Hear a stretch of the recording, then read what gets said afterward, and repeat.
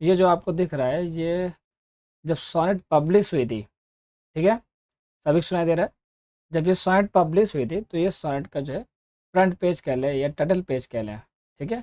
अभी इससे पहले हम इसी को ही पढ़ेंगे, ठीक है। यहाँ पे आप इसको ये देख पा रहे हैं, इसको हम थोड़ा रेड कलर कर ले, दिखाई दे ताकि ये जो पूरा टाइटल, इसे कहेंगे हम टाइटल, ठीक है। और इसे कैपिटल क्यों किया गया है? ये जो है कैपिटलाइजेशन कह लें, तो कैपिटल किया गया बिकॉज उस समय 17th सेंचुरी स्टार्टिंग की, ठीक है, अर्ली 17 यानी कि हम अगर हम सोनेट की बात करें तो 1580 से लेके 1600 तक के पीक पे था, मतलब इसका पब्लिकेशन का काम, ठीक है। बहुत लोग लिख रहे थे उस वक्त, लेकिन जो ये हमारी ये सोनेट है, इसको ये थोड़ा लेट में आई, ये आई है 1609 में, ठीक है। तो उस समय जो है सभी लोग, जितने भी लोग अपना कलेक्शन पब्लिश कर रहे थे, मोर देन 20 कलेक्शन पब्लिश हुआ था, सभी लोग जो है कैपिटलाइजेशन का यूज़ कर रहे थे, तो पुट मोर एम्फेसिस, ठीक है। और मतलब इस चीज़ को क्लियर कर दिखाने के लिए, ये समझ लीजिए एक तरीके से आज के टाइम पे कलर्स यूज़ करते हैं, एज सेम उस टाइम पे जो चीज़ों को कैपिटलाइजेशन करके दिखाया गया था, ठीक है। ये क्लियर हो गया। अब आते हैं हम कि क्या अलग से पढ़ा था। केवल सोनेट्स ही पढ़ा हुआ है और कुछ नहीं पढ़ा था, अलग से कुछ नहीं लिखा गया था। इसके नीचे ये जो लाइन है, इसका मतलब है नेवर बिफोर इम्प्रिंटेड, मतलब कि इससे पहले प्रिंट नहीं किया गया। ये जो यू है, ये यू नहीं है, ये वी है। यहाँ पे मेडिवल इंग्लिश में जो एफ होगा, ठीक, अब ये चेंज भी हो सकता है एस में, ठीक है। नेवर बिफोर इम्प्रिंटेड, ये इससे पहले प्रिंट नहीं की गई है, ठीक। उसके बाद ये लोकेशन है, कहाँ पे ये जो बुक है, ये कलेक्शन है, कहाँ पे प्रिंट की गई? लंदन में, एट लंदन। क्लियर हुआ सबको? तो नीचे लिखा हुआ है बाय G.ELD, ठीक है। अब हमें तीन चीज़ समझनी पड़ेगी। पहला, पब्लिशर, ठीक है, ठीक। दूसरा, जो प्रिंट कर रहा है, प्रिंटिंग हाउस, ठीक। तीसरा, सोल्ड, मार्केटिंग कौन करेगा? समझ में आ गया तीन चीज़? ओके। तो ये जो सबसे पहले ये जो है G.A.L.D, नहीं जी को थोड़ा क्लियर करते हैं। ये बाय के बाद जो पहला नाम लिखा हुआ है G.E.L.D, ये हमारे होंगे पब्लिशर, ठीक। नहीं, प्रिंटर, नॉट पब्लिशर, इस प्रिंटर, G.E.L.D, जेराल्ड नाम होगा इनका पूरा, ठीक। ये हमारे हैं प्रिंटर, इनकी प्रिंटिंग हाउस है, ठीक। इनका प्रिंटिंग हाउस का काम है, प्रिंटिंग करते हैं, ठीक। उसके बाद ये TT लिखा हुआ है, T.T, इसे हम कहेंगे initials. And what is initials? जैसे मेरा नाम आशुतोष सर हम ले लेते हैं, तो A.S, ओके। तो नेम, नाम का स्टार्टिंग। तो ये जो TT है, ये कौन है? कोई बताना चाहेगा माइक ओपन करके? Is anyone? सर थॉमस थॉर्पे, मे हाँ, बी। बिल्कुल सही, थॉमस थॉर पे ही है। थॉमस थॉर पे आप लोग लिख लीजिए, TT का मतलब कहाँ गया ये? THOMAS Thomas Thorpe, okay. अब आगे लिखा है and are to be FOLDE, ये एफ लग रहा है लेकिन ये एफ नहीं है, सोल्ड है। और ये ई नहीं है, ये स्ट्रेस देने के लिए ओल्ड इंग्लिश में दिया गया है, ठीक है। सोल्ड है लेकिन सोल्ड है, आज के टर्म में से सोल्ड कहेंगे, ठीक है। सोल्ड बाय, ठीक। ये ऑन राइट लिखा है, ड्वेलिंग एट, ये जो है चेंज है, ठीक। ये क्या हो गया? चेंज है। आप और दूसरे कलेक्शंस में देखेंगे, एक्चुअली इसकी बहुत सारी पब्लिश की गई थी, तो इसमें से 13 सर्वाइविंग है प्रेजेंट टाइम में, ठीक। तो ये अलग अलग नाम यहाँ पे लिखे आपको मिलेंगे, ठीक। किसी जगह कुछ और लिखेगा, किसी जगह कुछ और लिखा हुआ मिलेगा। तो ये जो सोल्ड बाय है, यानी ये कौन हुआ? ये हमारा जो है जो पब्लिश होने के बाद जिसको जो सोल्ड करेंगे पैसे लेकर के मार्केट में जाएंगे, उनका नाम यहाँ पे लिखा हुआ मिलेगा। तो 3 लोग का नाम हमने समझ लिया। पहला जी एल्ड कि प्रिंट कौन कर रहा है, टीटी थॉमस थॉर है। पब्लिश कौन कर रहा है, पब्लिश यानी कि जिसने कलेक्ट किया हो सारे सोनेट मिला करके। और नीचे सोल्ड बाय, क्लियर हो गया। उसके नीचे डेट दी हुई है 1609। अब आते हैं थोड़ा सा और कॉन्सेप्ट पे समझते हैं। आज जब हम मूवी रिलीज़ होती है थिएटर में, ठीक, थिएटर में जब मूवीज़ हम देखने जाते हैं तो मूवी से पहले एक आता है सर्टिफिकेट आता है, ठीक है, याद है सबको, मूवी में एक सर्टिफिकेट आता है पहले, ठीक। वो सर्टिफिकेट में क्या होता है कि जो भी मूवी है वो कौन सी है, आर रेटेड है, डबल आर रेटेड है, 18+ है ना, ये सब उसमें लिखा हुआ होता है। और उसी कलर का वो सर्टिफिकेट भी होता होगा। ओके, तो वो क्या है, एक्चुअली वो ऑथराइज्ड की गई है, ओके, कि उस मूवी को आप दिखा सकते हैं थिएटर में। ओके, तो इसे कॉपीराइट रेगुलेटरी के अंदर भी लाया जाता है कि कॉपीराइट नहीं हो सकता ये। ओके, उसी तरीके से जब हम अ, इसके देखते हैं प्लेस, सोनेट्स, पोट्रीज, ये सब देखते हैं, नॉवेल्स भी, तो उनको जो है रजिस्टर करना पड़ता था। क्या करना पड़ता था, रजिस्टर। कोई जानता है कहाँ रजिस्टर होता था, कोई नहीं पता, सही लिख लीजिए। द स्टेशनर्स कंपनी,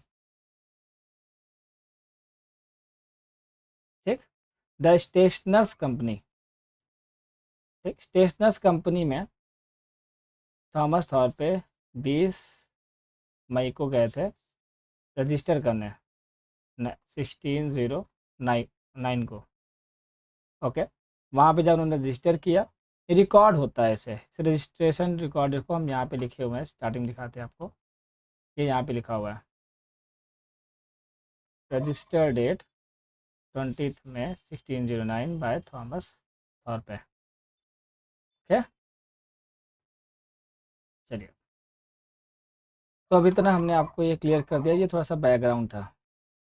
अब थोड़ा सा हम चीज़ों को और समझेंगे। वाइट ले लेते हैं, थोड़ा सा और मोटा कर लेते हैं, आपको दिखाई देगा। अभी दिखाई दे रहा है ना सही से? ओके, तो हम आते हैं अपने टाइटल पे जो कि है लेट मी नॉट। ये एक्चुअली ऐसे ऐसे पढ़ेंगे इसको, let me not to the marriage of true minds, ये अलग बॉक्स हो जाएगा। यहाँ पे लव नहीं है, मैरिज है, ये सुनने वाली बात है, तो समझने वाली बात है कि लव वर्ड नहीं है, ये है मैरिज। और यहाँ पे पीपल वर्ड नहीं है, माइंड्स है, ठीक है। मैरिज लोगों की होती है ना, यहाँ पे माइंड की हो रही है, दैट्स प्रॉब्लमेटिक, ये समझना पड़ेगा ऐसा क्यों है। ओके, चलिए, सॉइंट नंबर कौन सी है, 116 है। कितनी सॉइंट लिख चुके हैं ये, 154 सॉइंट लिखे हुए हैं, ठीक है ये। और 1 से लेके 126 तक जो सोनेट है उसको जो है फेयर यूथ, यानी कि जो हमारे 24-25 साल तक के, 18 से लेकर 24-25 साल तक के जो यूथ हैं, ठीक है, एडल्टहुड, उनको जो है डेडिकेट किया गया है। और उसके बाद की जो है डार्क लेडी को एक कॉम्प्लेक्स है, मतलब जिस तरह से पोर्ट्री लिखी गई है उसमें से देख के लगता है कि कोई डार्क कॉम्प्लेक्स लेडी के ऊपर ये लिखा गया है। ओके, लोग इसको जो है मैरी फिटन के उसमें जो है ज़्यादा रेफरेंस लेते हैं, ठीक, मैरी फिटन का लेते हैं। और उसके बाद एक चीज़ हम आपको बता देते हैं, सॉइंट नंबर 153 एंड 154, ये दो जो सोनेट है वो कन्वेंशनल सोनेट है, मतलब परंपरागत चीज़ों पे लिखी गई है। और परंपरागत मतलब कि क्यूपिड। ओके, क्यूपिड क्या होता है, थोड़ा सा सर्च करना पड़ना। क्यूपिड को डेडिकेट करते हुए या रिफ्रेश लेते हुए लिखा गया, बिकॉज वो लव और सेक्सुअल चीज़ों पे ज़्यादा कंसंट्रेट होती है। अब उसके बाद 15 की रिटर्न डेट है, रजिस्टर डेट मैंने बता दिया, और बताने से पहले बता दिया कि ये होता क्या है। मीटर एक्चुअली विलियम शेक्सपियर के जितने भी आप वर्क्स पढ़ते हैं मोस्टली उनका जो देखा जाता है मीटर जो यूज़ किया उन्होंने वो आयम्बिक मीटर है। और आयम्बिक मीटर का जो है एक्चुअली हम इसको इस तरह से डिनोट कर सकते हैं, डडम। और डडम जो है ये पूरा फैमिलियर है, हार्ट बीट से। ठीक है, हार्ट बीट से थोड़ा सा ज़्यादा फैमिलियर है, यानी दिल से लिखते थे एक तरीके से, ऐसा समझिए। ठीक, राइमिंग स्कीम हम पढ़ेंगे खुद से, यहाँ पे पढ़ने का मतलब नहीं है। हाइपरबोल हम खुद से पढ़ेंगे पोएट्री में। पोएट डिवाइसेस भी हम खुद से ही पढ़ेंगे, लेकिन आप लोग को ये दिख रहा होगा, इसको आप पढ़िएगा। ठीक है, ये पोएट्री हम पढ़ाएंगे तो वहाँ समझाएंगे भी एफोरिज्म क्या होता है, कोई फनी क्या होता है, कैजुरा क्या होता है। ठीक, यहाँ जो थीम मैंने लिखी है love and change, actually change का मतलब हुआ टाइम। जो पोएट्री की 80% थीम है वो है टाइम, और 20% थीम जो है वो difference between true love and fake love है। ओके, चलिए उसके बाद नेक्स्ट, ये हमने दो तरह की यहाँ पे पोएम को आपको दिखा रहे हैं। तो इसमें फ़र्क क्या है, एक्चुअली टाइम के साथ साथ पोइट्री जो है इस तरह से ट्रांसलेट होती चली गई, या यूँ कहें हम थोड़ी सी अल्टर होती चली गई। ओके, जैसे से हमारी इंग्लिश जो है ओल्ड इंग्लिश से थोड़ा सा मॉडर्न इंग्लिश होती चली गई। अब हम इसका फ़र्क देखें कहाँ पे क्या चेंज आ रहा है। तो पहली लाइन में कोई चेंज आपको देखने को मिलता है क्या? नहीं मिलता। दूसरी लाइन में कोई चेंज देखने को मिल रहा है? यस। हमारा जो ये लव है वर्ड, अब देखिए यही समझना है आपको मेडिवल इंग्लिश को, ठीक है, LOV है। बट यहाँ पे जो वर्ड लिखा हुआ है, हम कलर चेंज करते हैं, ये यहाँ पे ये जो है LOUE है। हमें ऐसा लग रहा है ये यू है, बट उस समय लोग इसको जो है वी की तरह ही यूज़ करते थे, या फिर इसका जो प्रोनाउंसिएशन है वो यू नहीं वी ही रहता होगा। तो ये हम एक चेंज यहाँ देख पा रहे हैं। ओके, समझ में आइए।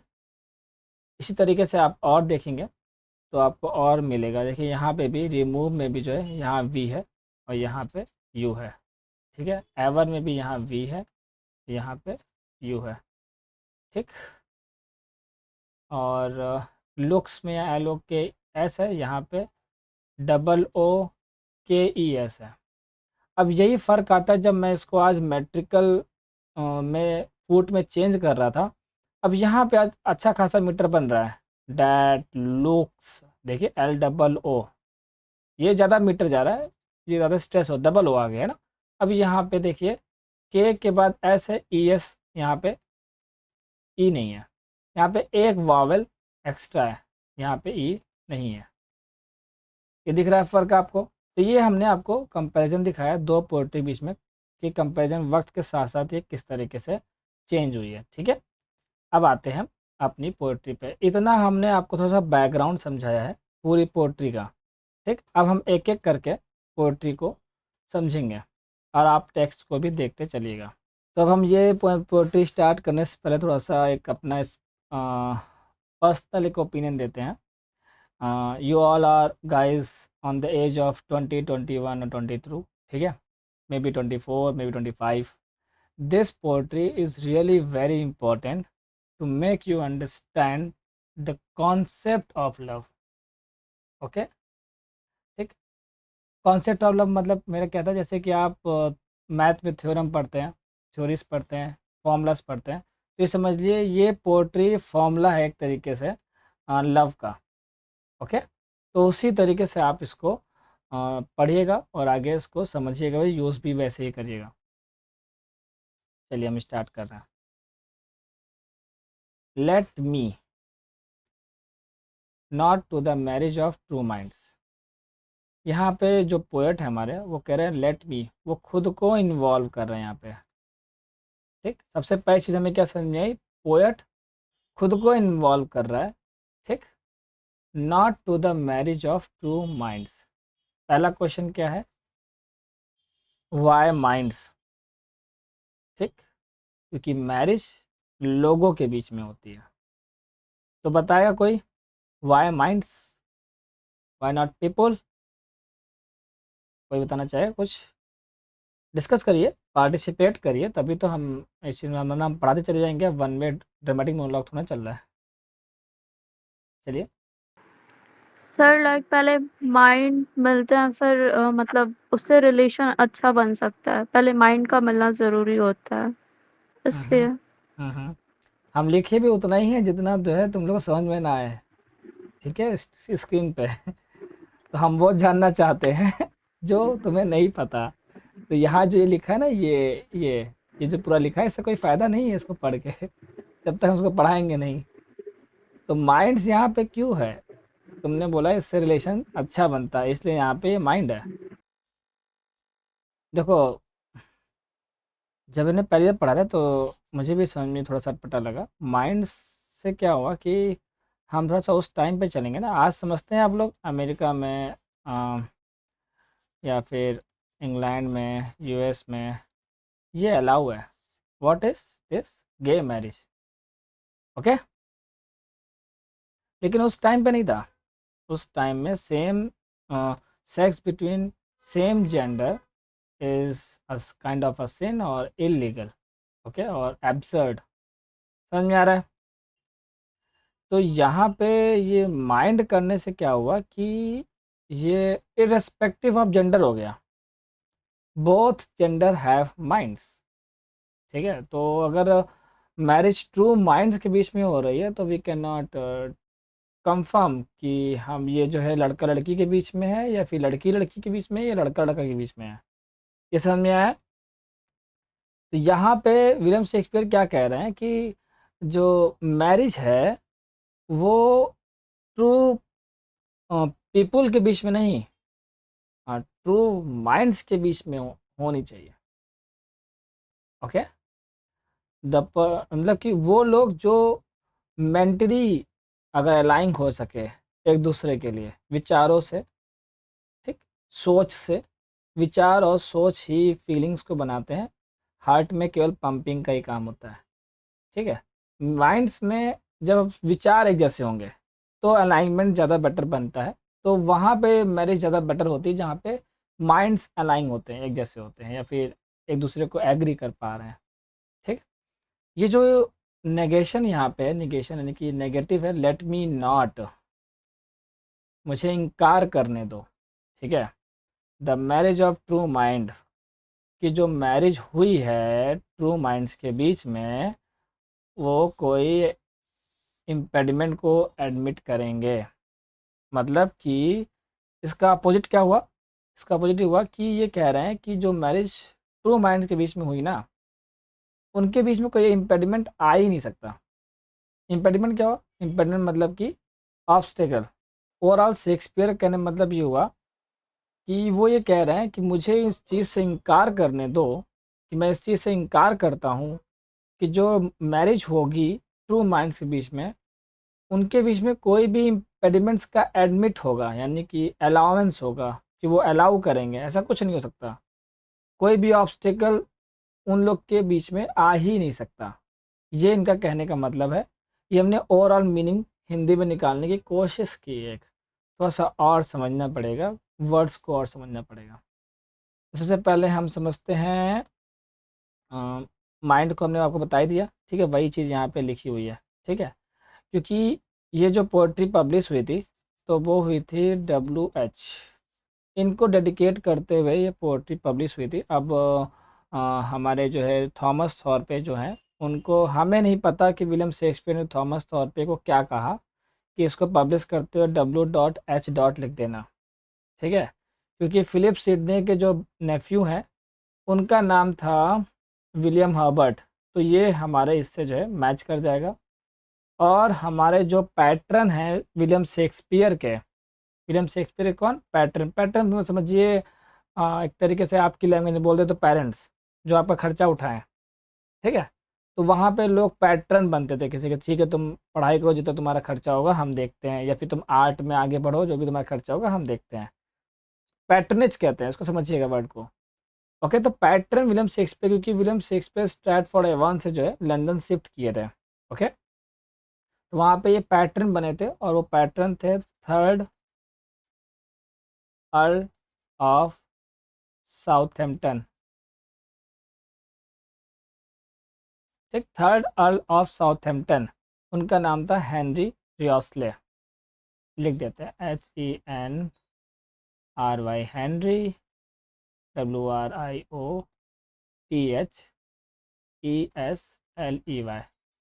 हेनरी रियोस्ले। मैं थोड़ा पेन टैप से लिख रहा हूँ, इस पर राइटिंग बन नहीं रही है, आप लोग इसको देख लीजिएगा। ठीक है, हेनरी रियोस्ले सर्च करेंगे मिल जाएगा।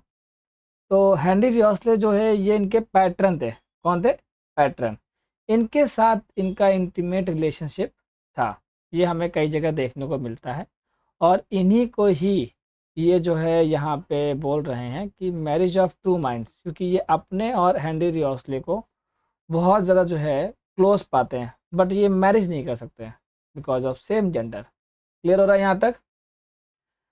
अब आते हैं एडमिट इम्पेडिमेंट्स। तो उसमें हम इम्पेडिमेंट्स को समझेंगे। इम्पेडिमेंट के लिए हमको आपको एक ये समझाना पड़ेगा, ये यहाँ पे ध्यान देंगे।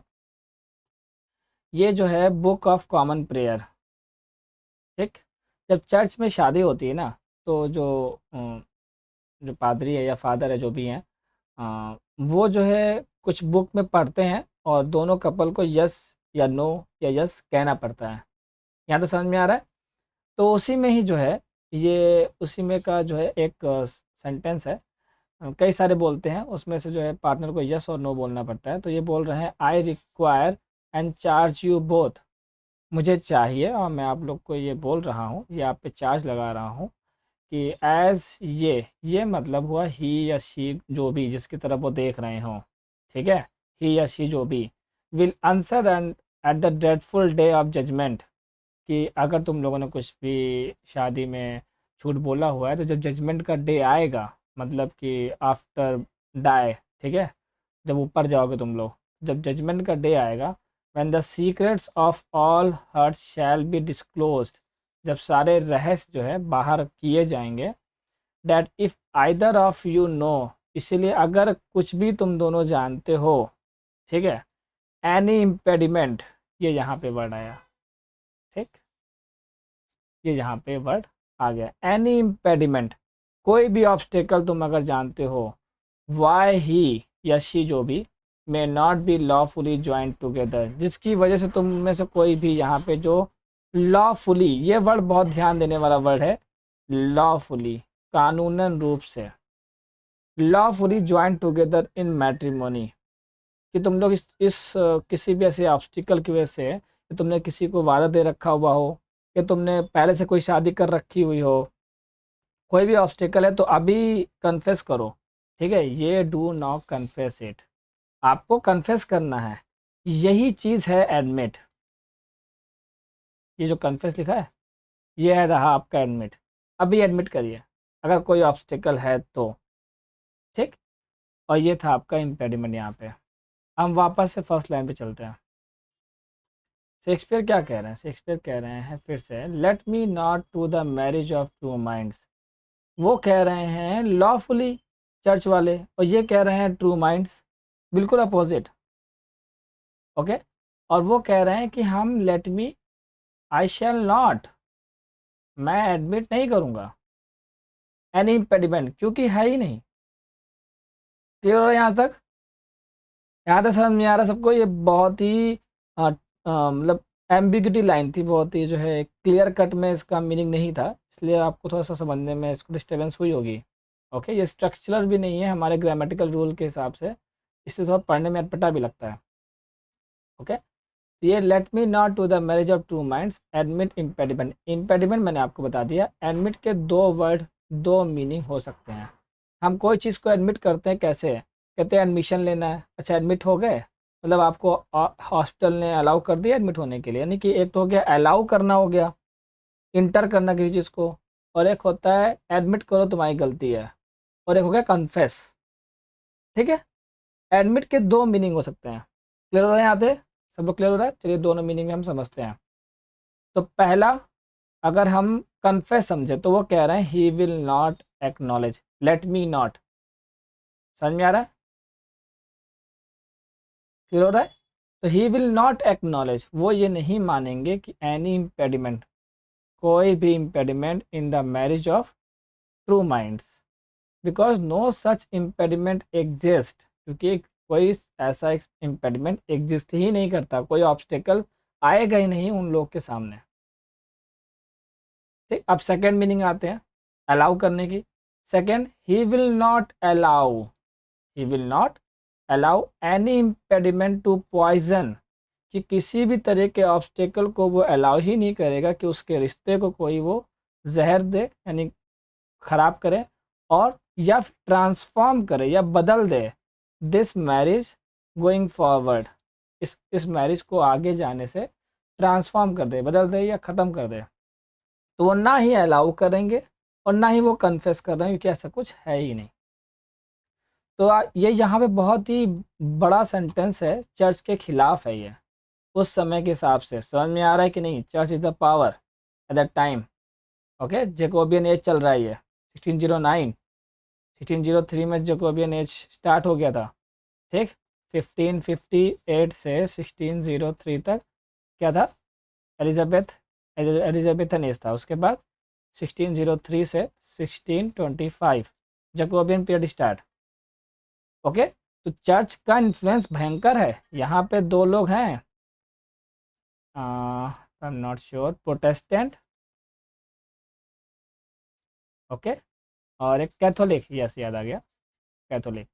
ये चर्च में दो तरह के लोग के बीच में काफ़ी गर्मा गर्मी चल रही है। कैथोलिक कौन है?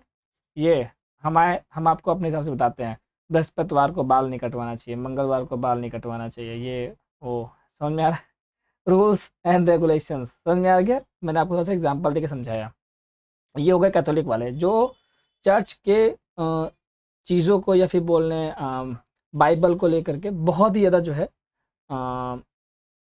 स्ट्रिक्ट थे, वो कैथोलिक। और प्रोटेस्टेंट कौन थे? उनका मानना ये था कि पहले तो जो है बाइबल को ट्रांसफॉर्म करिए, इजी लैंग्वेज में लिखिए, ताकि सभी लोग पढ़ सकें और वो खुद भी समझ सके। बिकॉज यहाँ पे एक चीज़ थी, indulgence. And what is indulgence? हम हिस्ट्री की तरफ जा रहे हैं क्या? हमको लग रहा है इंटेलिजेंस क्या होता है, पैसा देके अपने कर्म को माफ़ करवाना। तो चर्च को पैसा दीजिए, आपके कर्म माफ़ कर दिए जाएंगे। तो ये अमीरों के लिए बहुत ही अच्छी सुविधा थी, जाके क्राइम करिए और चर्च को पैसे दिए, आपके कर्म माफ़ हो जाएंगे। इसके खिलाफ थे प्रोटेस्टेंट लोग। ओके, तो ये यहाँ पे चर्च के खिलाफ काफ़ी बड़ा सेंटेंस था ये हमारा पहला वाला। किसी को कोई डाउट, माइक ओपन करके पूछ सकता है।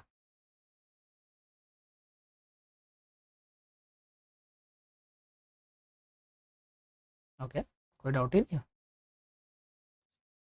चलिए ठीक है, next line, love is not love. ओहो, प्यार प्यार नहीं है, तो फिर है क्या? तो फिर हम इसको यहाँ पे चीज़ समझ, एक चीज़ रह गई ना, इंजॉयमेंट रह गया। फिर हम कहें वहाँ पे वो लिखा हुआ था पैडॉक्स, यहाँ पे इंजॉयमेंट लिखा हुआ है। इसका मतलब समझिए क्या होता है इंजॉयमेंट। इंजॉयमेंट मतलब होता है ही इज़ गोइंग टू, अब दूसरी टाइम लिखेंगे मार्केट। अब आप कह सकते हैं सर मार्केट यहीं लिख देते, जगह थी तो नहीं, हम नीचे लिख दिए। तो अब हम कहें ही इज़ गोइंग टू, इसका पूरा मतलब बताइए, तो आप नहीं बता सकते क्योंकि वहाँ पे ऑब्जेक्ट नहीं है। ठीक है, तो जब किसी लाइन का कंप्लीट मीनिंग उसी लाइन में ना हो उसके नीचे हमें उसको पढ़ना पड़े। ठीक है, कंप्लीट मीनिंग निकालने के लिए वहाँ इंजॉयमेंट फिगर ऑफ स्पीच होता है। समझ में आ गया ये? किसी को डाउट? ये देख लीजिए, ट्रू माइंड्स एडमिन इम्पेडिमेंट, और ये सेंटेंस यहाँ पर स्टॉप भी लगा हुआ है, इसीलिए यहाँ पे ये एंजॉयमेंट फिगर ऑफ स्पीच था। ये एंजॉयमेंट कई बार आएगा। ठीक है, चलिए नेक्स्ट चलते हैं। लव इज़ नॉट लव, देखिए यहाँ पे love is not love which करके बोल दिया इसने, यानी ये जुड़ा हुआ है इससे, तो यहाँ पे भी इंजॉयमेंट है। Okay, love is not love, प्यार प्यार नहीं है। तो ये दो सब्जेक्ट को, लव इज़ प्यार है, नॉट लव प्यार नहीं है, तो ये पैराडॉक्सिकल हो गया। ओके, समझ में आ गया? पैराडॉक्सिकल मतलब होता है विरोधाभास। ठीक, ओके, किसी को कोई कन्फ्यूजन नहीं है ना? तो पैराडॉक्स मतलब विरोधाभास होता है। जो ये ऐसे विरोधाभास का मतलब एक और एग्जांपल ले लेते हैं हम। ओपन सीक्रेट, ये किसी और भी चीज़ का एग्जांपल हो जाएगा, लेकिन इसको आप समझ सकते हैं। जो खुला हुआ है वो सीक्रेट कैसे हुआ फिर?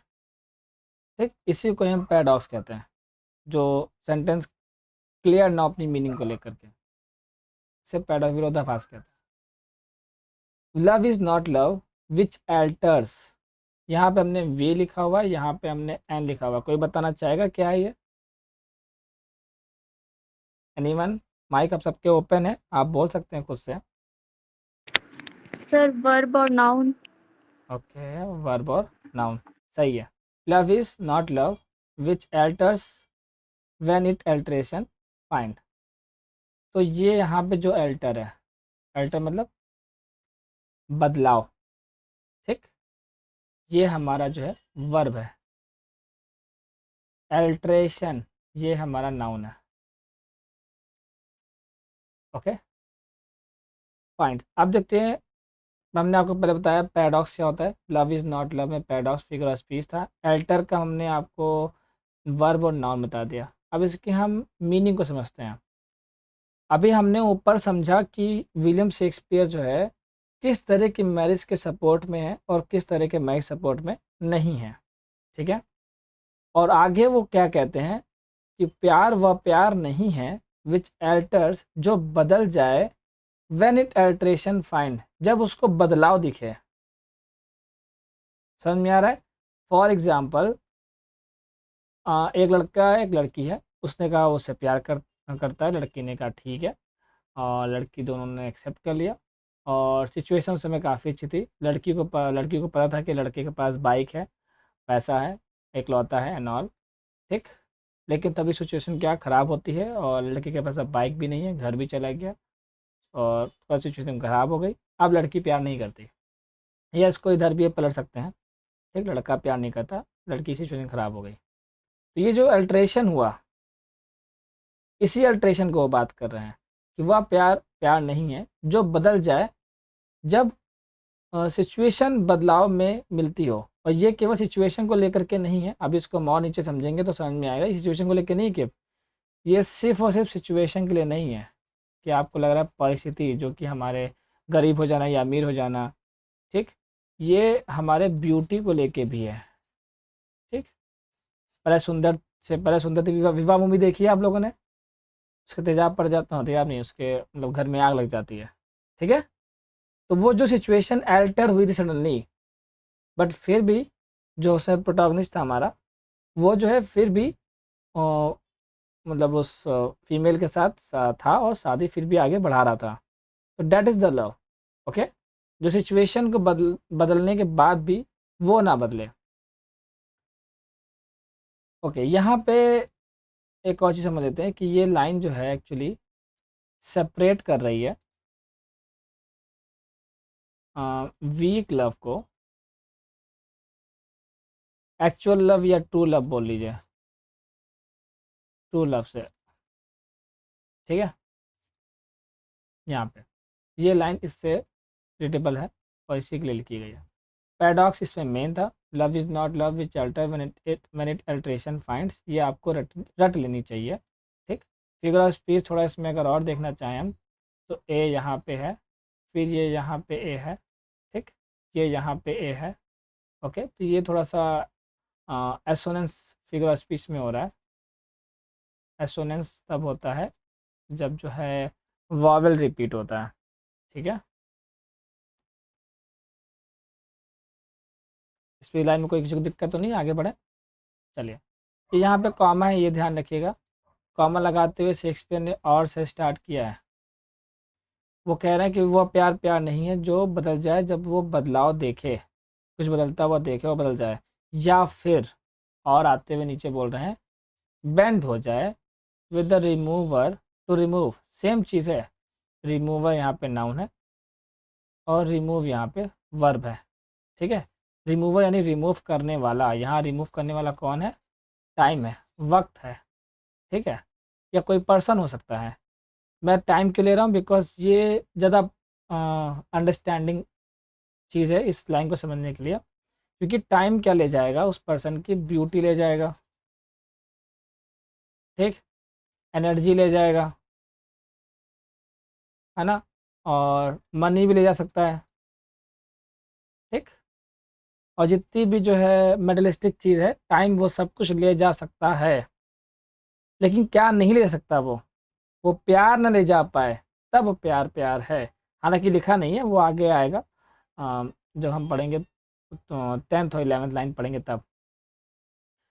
टाइम जो है ब्यूटी ले सकता है, एनर्जी ले सकता है और मनी ले सकता है। तो ये जो रिमूवर है वो टाइम है, अगर वो रिमूव कर लेगा, ठीक, और उसके सामने पार्टनर आपका बेंड हो गया, झुक गया, यानी अब आपके वो साथ नहीं है, तो भी वो प्यार प्यार नहीं है। That love is not love whose bend with remover to remove। Okay, ये भी क्लियर हो गया। चलो आगे बढ़े। ये हमने दो प्रोवर्ब हमको मिली थी, तो हमने उसको लिख लिया था। जब हम इस टाइम को पढ़ रहे, जिस टाइम पे ये लिखी गई है, जिस टाइम पे ये मार्केट में चल रही है पोट्री और शेक्सपियर लाइफ के टाइम में, तो ये दो प्रोवर्ब बहुत फेमस थी और मुझे अच्छी भी लगी। A perfect love does last eternally. एक परफेक्ट लव जो होता है वो इटरनली तक लास्ट करता है, ओके, अनंत काल तक। और एक है love without end has no end. ये मुझे ज़्यादा बेटर लगी थी, ठीक। लव विदाउट एंड, ऐसा प्यार इसमें अंत नहीं है, उस प्यार में अंत नहीं होता, हैज़ नो एंड, ठीक। ये भी इसी की बात कर रहा है, इटरनली की बात कर रहा है। चलिए नेक्स्ट आगे बढ़ते हैं। अब यहाँ पे ये लाइन है, ओ no it is an ever fixed mark. अभी तक जो भी शेक्सपियर ने कहा उसी को लेके उन्होंने बोला ओ नो। जो अभी तक हम आपको बता रहे थे वो प्यार थोड़ी ना है। प्यार क्या होता है? प्यार एक एवर फिक्स्ड मार्क होता है, ठीक है। ओ नो से जो एक्सक्लेमेशन मार्क लगा हुआ है वो इनका खुद का अपना एक डिटर्मिनेशन शो कर रहा है कि ये कितने ज़्यादा क्लियर हैं अपने थॉट को लेके जो ये बताने जा रहे हैं, ठीक है। इनका डिटर्मिनेशन है, इनका ये पैशन है, और उस चीज़ को वो रीइंफोर्स कर रहे हैं ऊपर की चीज़ को बताते हुए कि जो भी बताया ऊपर वो थोड़ी ना प्यार है, ये प्यार है जो आगे मैं बताने जा रहा हूँ। इट इज़ क्या? इट यानी लव। यहाँ पे it is an ever fixed mark, ये सदा फिक्स्ड मार्क रहने वाला मार्क है, ठीक। यहाँ मेटाफर आया है, मैंने लिखा है मेटाफर, लेकिन इसको आप एक और लिख लीजिए, हाइपरबोल, ठीक। ये बढ़ा चढ़ा के भी बोला जा रहा है। It is an ever fixed mark. और ये मेटाफर क्यों बोला है मैंने? बिकॉज यहाँ पे एक माइंड में एक इमेज आती है, जिसको थोड़ा सा हम सेकेंड लाइन से ऐड करेंगे तब वो इमेज क्लियर हो जाएगी। ये सेकेंड लाइन हमारी ये वाली जो है, ठीक। तब हमारी ये एवर फिक्स्ड मार्क जो है मेटाफर में कन्वर्ट हो जाएगा और वो बन जाएगा लाइट हाउस, ठीक है, जो आपके ओशियन के किनारे होता है वो, ओके। यहाँ पे जो मार्क लिखा हुआ है ना, उसी को मैंने नीचे यहाँ पे एक्सप्लेन किया हुआ है। सी मार्क यानी वही लैंड हाउस, ठीक है। इसी को बेकन भी कहते हैं या लाइट हाउस कहते हैं, जो कि सेलर्स यानी कि जो नाविक होते हैं उनको जो है बहुत दूर से इसकी जो लाइट है वो हेल्प करती है, ताकि ये जो है जो भी ज्वार आ रहे हैं, भट आ रहे हैं, जो भी समुद्र में, जिसकी वजह से डायरेक्शन ना ये भूले और तट तक आ सके, कोस्ट तक आ सके, ओके। चलिए, तो ये जो लाइन थी, O no it is an ever fixed mark, ये मेटाफर कैसे है मैंने आपको बताया, और ये हाइपरबोल भी क्यों है ये मैंने आपको बताया। डैट लुक्स ऑन, ये जो लिखा है डैट लुक्स ऑन, देखता है, कौन देखता है? प्यार देखता है। यहाँ पे थोड़ा सा हमें समझना पड़ेगा, प्यार नहीं देखता, वो नॉन लिविंग है। तो अगर लिविंग को लिविंग करके नॉन लिविंग को लिविंग करके बताया गया है, तो ये क्या होगा? पर्सन का ऑनिफिकेशन हो गया, ठीक है। पर्सोनिफिकेशन, मानवीकरण हो गया, ये हो गई लिटरेरी डिवाइस यहाँ पे, पर्सोनिफिकेशन, ओके। क्योंकि वो लुक्स ऑन नहीं करता, प्यार जो है देखता नहीं है, वो नॉन लिविंग है। और नेवर शेकन, ये भी जो है एक लिविंग ट्रेड दिखा रहा है यहाँ पे। अब इसको हमने यहाँ से समझ लिया, इसकी मीनिंग को समझते हैं। कह रहा है कि डैट लुक्स ऑन टेम्पेस्ट, ये जो टेम्पेस्ट है, तूफान है, ये एक्चुअली किस चीज़ को सिंबल कर रहा है? ये लाइफ प्रॉब्लम्स को सिंबल कर रहा है, ठीक है। जितनी भी लाइफ प्रॉब्लम्स होती हैं, जितनी भी होती हैं, जैसी भी, बुढ़ापा आ जाए या कोई हड्डी टूट जाए या फिर पर्सन आपका बेड पे आ जाए, तो भी जितनी भी प्रॉब्लम्स है वो सभी प्रॉब्लम्स को हमारा जो प्यार होता है, जो बॉन्ड होता है, वो डैट लुक्स ऑन, वो उसके सामने खड़ा होता है फियरलेसली। ये लुक्स ऑन थोड़ा सा एक और अच्छा वर्ड लग रहा है मुझे, फियरलेस होके खड़ा होता है, ठीक है, बिना डरे। एंड इज़ नेवर शेकन, और वो वहाँ से नेवर शेकन मतलब ये नहीं कि काँपता नहीं है, नेवर शेकन मतलब ये हुआ कि वो हिलता नहीं वहाँ से, डिस्प्लेसमेंट नहीं होता वहाँ पे, वो अपनी जगह पे स्टूड रहता है, ठीक, there is no displacement, determination में कोई कमी नहीं आती, okay. That looks on tempest and is never shaken, इसीलिए ऊपर मेटाफर बोला, बिकॉज इसको आप जब इमेजिनरी में कन्वर्ट करेंगे, दैट लुक्स ऑन टेम्पेस्ट, जो है तूफान को देखता है और वापस जगह से नहीं हिलता, वो लाइट हाउस होता है, ओके। इसलिए मेटाफर व्यू पर मैंने बोला हुआ था। मेटाफर और यहाँ पे हाइपरबोल दो मैंने लिखवाया था, किसी को कोई कन्फ्यूजन कि सर मेटाफर कैसे होगा, मैंने मेटाफर को बताते हैं। मेटाफर क्या होता है, किसी चीज़ का अ, उपमेय में उपमान की, ये आप हिंदी में आपने सुना होगा, लेकिन इंग्लिश में जब आप इसको समझेंगे, मेटाफर यानी किसी चीज़ का आपने एल्यूजन लिया हो, उसकी वहाँ से इमेज, कोई क्वालिटीज़ लेकर के आपने किसी चीज़ में कंपेयर किया हो, ओके, तब उसको वहाँ पे मेटाफर बोलेंगे। ये मेटाफर और सिमिली में ज़्यादा फ़र्क नहीं है, मेटाफर और सिमिली ये सब होता है, बस सिमिली में लाइक, एज या एज वर्ड आ जाते हैं तो वो सिमिली बन जाता है, ठीक है। Next, it is the star to every wandering bark, okay, फिर से इट क्या है, प्यार है, ये प्यार हमारा स्टार है, ठीक।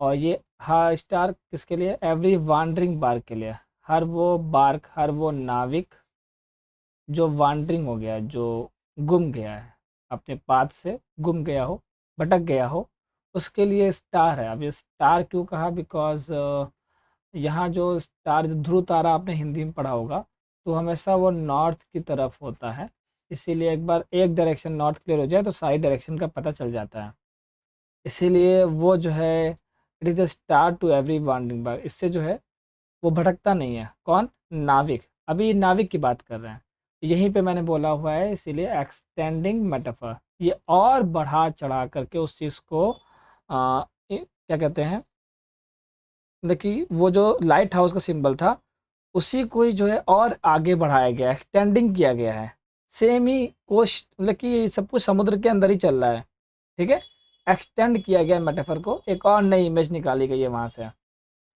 ओके। तो ये जो स्टार है कौन सा है, ध्रुव तारा हिंदी में समझते हैं, नॉर्थ की तरफ हमेशा दिखता है, इसीलिए ये जो है, जो हमारा नाविक है वो भटकेगा नहीं, इसीलिए यहाँ पे बोला गया it is the star to every wandering bark. अब इसको कपल में कन्वर्ट करते हैं कि कपल्स के बीच में क्या होता है, कि जो हमारा प्यार है, लव, ठीक है, वो जो है, जो लोग भटक जाते हैं प्यार में, मतलब प्यार में के सफ़र में, या फिर अकेले होके भटक जाते हैं, या फिर कहते नहीं कि किसी के पार्टनर के आने से उनकी लाइफ में स्टेबिलिटी आ गई, ठीक है ना, या फिर उनकी सिचुएशन सही हो गई, या उनका जो काम था नहीं बन रहा था वो सही हो गया, या किसी की हैबिट्स बदल गई ना, तो वो चीज़ होता है प्यार के आने से, ओके। या देखिएगा, पर्सन की बात नहीं हो रही है, प्यार की बात हो रही है, बार बार माइंड में क्लियर रखिएगा, पर्सन की बात नहीं हो रही, प्यार की बात हो रही है, और प्यार यहाँ से माइंड से हो रहा है, पर्सन से नहीं, ठीक, अपोजिट जेंडर से नहीं हो रहा, माइंड से हो रहा है, क्लियर हो गया, ठीक। It is the star to every wandering bark whose words unknown, अब यहाँ पे ये बहुत ही टिपिकल लाइन है और टफ भी है, ठीक है। ये स्टार की बात हो रही है यहाँ पे, आपको ये समझ में आया कि नहीं आया, यहाँ पे दो मेटाफर चल रहे हैं, मतलब दो कॉन्सेप्ट चल रहा है। पहला कॉन्सेप्ट क्या है, कोस्ट, जो भी चीज़ समुद्र की है, तटीय की है, उसकी बातचीत चल रही है। दूसरा, वो दो लोग जो माइंड से एक दूसरे से प्यार करते हैं और उनका जो लव है वो जो है ट्रू है। ये समझ में आ रहा है, ये दो कॉन्सेप्ट पैरेलल चल रहा है, ठीक, इसी का ध्यान रखिएगा। फिर से आते हैं उस लाइन पे, it is the star to every wandering bark whose worth यानी कि जो स्टार है उसकी जो कीमत है, और ये स्टार और भी क्या है, ये एक पार्टनर हो सकता है जो कि जो है लव है, जिसके अंदर आपका लव पार्टनर है। ठीक, हुज वर्थ अननोन, जिसकी कीमत अननोन है, प्राइसलेस है वो, और ये स्टार भी प्राइसलेस है। अब आते हैं फैक्ट पे। ये बात हो रही है 1590 से लेकर के 1609 तक, जब से लिखी गई है पोइट्री और पब्लिश हुई है। इस समय कोई भी वहाँ पे स्टार की कोई कीमत नहीं थी। ठीक है, कोई वहाँ पे जगह एस्ट्रोनॉमिकल एक्टिविटी नहीं हो गई थी, कोई वहाँ चला नहीं गया था। ओके, तो ये फैक्ट की बात है कि वो वर्थ उसकी अननोन है, उसकी कोई कीमत नहीं है, लेकिन इसका स्टार का जो है यूज़ किया जाता था डायरेक्शन को फाइंड करने के लिए। ठीक है, वही आगे इन्होंने नीचे से एक्सप्लेन लिख दिया उसको। Whose worth unknown although his height to be taken, जो हाइट है उसकी वो ली जा सकती है, हाइट का इस्तेमाल किया जा सकता है। ठीक है, यानी उसका यूज़ किया जा सकता है। क्या किया जा सकता है, ध्यान समझना, उसका यूज़ किया जा सकता है। वैसे ही हम उस पार्टनर का प्राइस नहीं लगा सकते कि कोई हमारा पार्टनर ले जाए 2 करोड़ में या 3 करोड़ में, नहीं। ठीक है, प्राइस नहीं लगा सकते, लेकिन हाँ उससे हम अपनी लाइफ को बेटर कर सकते हैं और अपनी चीज़ों को बेहतर बना सकते हैं। हमारा बॉन्ड हो गया जो, ठीक है, फुलफिलमेंट हो सकती है, बट उसको हम सेल नहीं कर सकते। तो ये दो चीज़ पैरेलल था। अब इसकी देखिए स्टार की हाइट क्यों लेते हैं और उसकी क्या ज़रूरत पड़ती है, तो एक सेक्सटेंट नाम का एक जो है, ये यहाँ पे सेक्सटेंट, ये सेलर के पास होता था। ठीक है, जो नाविक होते थे, तो वो इसका यूज़ करते थे डायरेक्शन को फाइंड करने के लिए, और इसके लिए जो है स्टार की ज़रूरत पड़ती थी, जिससे हाइट का पता चलता था कहाँ पे है वो। ओके, ये एक इसको आप थोड़ा सा और एक्स्ट्रा पढ़ सकते हैं, मैंने आपको बता दिया कि हाइट का इस्तेमाल कैसे होता था। ठीक है, तो ये जो एक पूरा एक apparatus है, ये एक्सट्रूमेंट है, ये जो है सेलर्स के पास होता था, नाविक के पास होता था, जो कैप्टन होते थे उनके पास होता था। ठीक है, सेक्सटेंट। ओके, इसी में स्टार की हाइट की ज़रूरत पड़ती है और उससे उसका यूज़ किया सकता है। ओके, यहाँ तक किसी को कोई भी डाउट हो तो वो माइक ओपन करके पूछ सकता है। पूछिए, कोई कुछ पूछता नहीं है, कोई डाउट ही नहीं है, ज़्यादा अच्छा पढ़ा रहे हैं क्या? ठीक, चलिए, यहाँ पे although his height to be taken तक हो गया, हुज वर्थ हो गया, अननोन भी ठीक है। ओके, कुछ भी बचा नहीं जो मुझे बताना हो। ये लास्ट चीज़ है हमारी, 4 ही बताएंगे, 4 होमवर्क है, हमने 8 लाइन पढ़ाई है आपको। ठीक है, तो let me not to the marriage of true mind, ये एक्चुअली जो है किस में डिवाइड किया गया है, ये जो सिलेबल आपको डिवाइडेशन दिख रहा है वो आयम्बिक का है। ठीक है, और आयम्बिक का मतलब होता है जो फर्स्ट लेवल होगा, 2 लेवल होंगे इसमें। पहला वाला अनस्ट्रेस्ड होगा, कुछ छोटा बनाते हैं, पहला वाला अनस्ट्रेस्ड होगा, हम्म, पहला वाला अनस्ट्रेस्ड, दूसरा वाला स्ट्रेस्ड, फिर अनस्ट्रेस्ड, दूसरा वाला स्ट्रेस्ड। ठीक है, ऐसे होगा, इस फॉर्म में होगा, और एक स्लेबल में मतलब एक पूरे फुट में 2 स्लेबल होंगे, और ऐसे करते करते पूरी लाइन में होगा, उसे आयम्बिक मीटर कहेंगे। और ये पेंटामीटर में लिखा गया है क्योंकि 1 2 3 4 5, समझ में आ गया, ये हो गया 5 पेंट। ठीक, और एम्बिक में क्यों है ये मैंने बताया। अब देखिए पूरी पोइट्री में आपको एम्बिक नहीं मिलेगा। ठीक है, it is the star of every wandering bark, ये जो लाइन है वहाँ पे ये परफेक्ट एम्बिक है, ये वाली, it is the star of every wandering bark, ये अब तक की जितनी भी 8 लाइन मैंने पढ़ाई है सबसे परफेक्ट एम्बिक इसी में ही है। ठीक, बाकी जगह आपको उतना परफेक्ट नहीं देखने को मिलेगा, हालांकि वो आपका होमवर्क मैंने उसे बता दिया। लेट मी नॉट, देखिए यहाँ पे पहला वाला स्ट्रेस्ड हो गया, जो आपको येलो में दिखेगा वो स्ट्रेस्ड होगा। ठीक है, ये पहला वर्ड आपका स्ट्रेस्ड हो गया।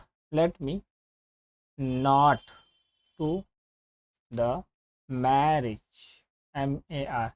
देखिए हाउ टू फाइंड लेबल के लिए आपको वॉवल्स को पढ़ना सीखना पड़ेगा और वॉवल्स को देखना सीखना पड़ेगा, उसके लिए अलग से क्लास करनी पड़ेगी, या तो फिर आप मेरी व्हाट इज लेबल वाली यूट्यूब पे वीडियो जाके देख लीजिए, मैंने पढ़ाया हुआ है।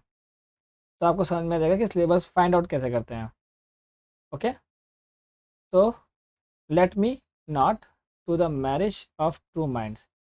ट्रू माइंड्स पे देखिए शेक्सपियर ने डिवाइडेशन ही नहीं किया, ये मैं सोच रहा था, तो मुझे समझ में आया कि ट्रू माइंड्स को वो एकदम एक साथ रखना चाहते हैं, शायद इसीलिए उन्होंने इसमें कोई और सिलेबल का यूज़ नहीं किया हो, या फिर ट्रू माइंड उनके माइंड में पहले आ गया होगा वर्ड, और उसके बाद उन्होंने थोड़े से और नीचे लिखे होंगे, तो ट्रू माइंड्स को वो अलग ही नहीं करना चाहते थे, इसीलिए उन्होंने एक साथ उनको रखना पड़ा, क्योंकि दोनों ही स्ट्रेस्ड है। ठीक, एडमिट देखिए, एडमिट में सही जा रहा है, पहला अनस्ट्रेस्ड फिर स्ट्रेस्ड, फिर अनस्ट्रेस्ड फिर स्ट्रेस्ड, अनस्ट्रेस्ड स्ट्रेस्ड सही जा रहा है। ये यहाँ पे फिर से स्ट्रेस्ड हो गया, और ये वाला सही है, लव इज़ नॉट लव। तो ये देखिए पूरा परफेक्ट आयम्बिक आपको देखने को यहाँ पे नहीं मिलता है, और ये आपको हर एक पोएट्री में देखने को मिलेगा। बहुत ही कम पोएट्रीज ऐसी होती है जिसमें कोई 1 मीटर पूरा का पूरा फॉलो कर रहा हो। ओके, हर एक लाइन में। थर्ड लाइन देखते हैं, विच, ये पूरा अनस्ट्रेस्ड है, एल ये स्ट्रेस्ड है। ठीक, ये सही जा रहा है, ये भी स्ट्रेस्ड स्ट्रेस्ड, यहाँ पे भी स्ट्रेस्ड है, ये पूरा परफेक्ट आपका आयम्बिक हो गया, इसे पूरा सही गया है। अनस्ट्रेस्ड स्ट्रेस्ड अनस्ट्रेस्ड है, तो बोलने में भी सही लगेगा। Which alters when it alteration finds, जब परफेक्ट आयम्बिक होगा तो बोलने में भी वो थोड़ा रिदमिक क्वालिटी में आएगा। ओके, कोई भी मीटर होगा अगर वो परफेक्टली है तो वो रिदमिक क्वालिटी को इन्हेंस करता है। ठीक है, जितनी ज़्यादा रिदमिक क्वालिटी इन्हेंस होती है, जितनी ज़्यादा, देखो परफेक्ट लिख लो, ये तो आपको समझ में आना चाहिए, परफेक्ट मीटर। परफेक्ट मीटर से क्या होता है, रिदमिक क्वालिटी इंक्रीज होती है। ठीक, रिदमिक, MIC होगा, रिदमिक क्वालिटी यानी रिदम आपका इंक्रीज होगा। ठीक, और रिदमिक क्वालिटी जितनी इंक्रीज होगी उतना ज़्यादा उसको जो है रिकॉल करना आसान होगा, यानी कि याद करना, रिकॉल। ओके, यही होती है बैलेडिक पोइट्री की खासियत, वो थोड़ा सा याद करने में आसान होती है, बिकॉज उसकी रिदमिक क्वालिटी ज़्यादा अच्छी होती है। जितनी अच्छी परफेक्ट मीटर उतना रिदमिक क्वालिटी इंक्रीज होगी, उतना रिकॉलिंग मेमोरी इंक्रीज होगी, उतना ही उसको याद करना आसान रहता है। तो ये रहा आपका यहाँ तक पूरा 8 लाइन्स। चलिए यहाँ से पढ़ना है, loves not times fool though rosy lips and cheeks. Okay,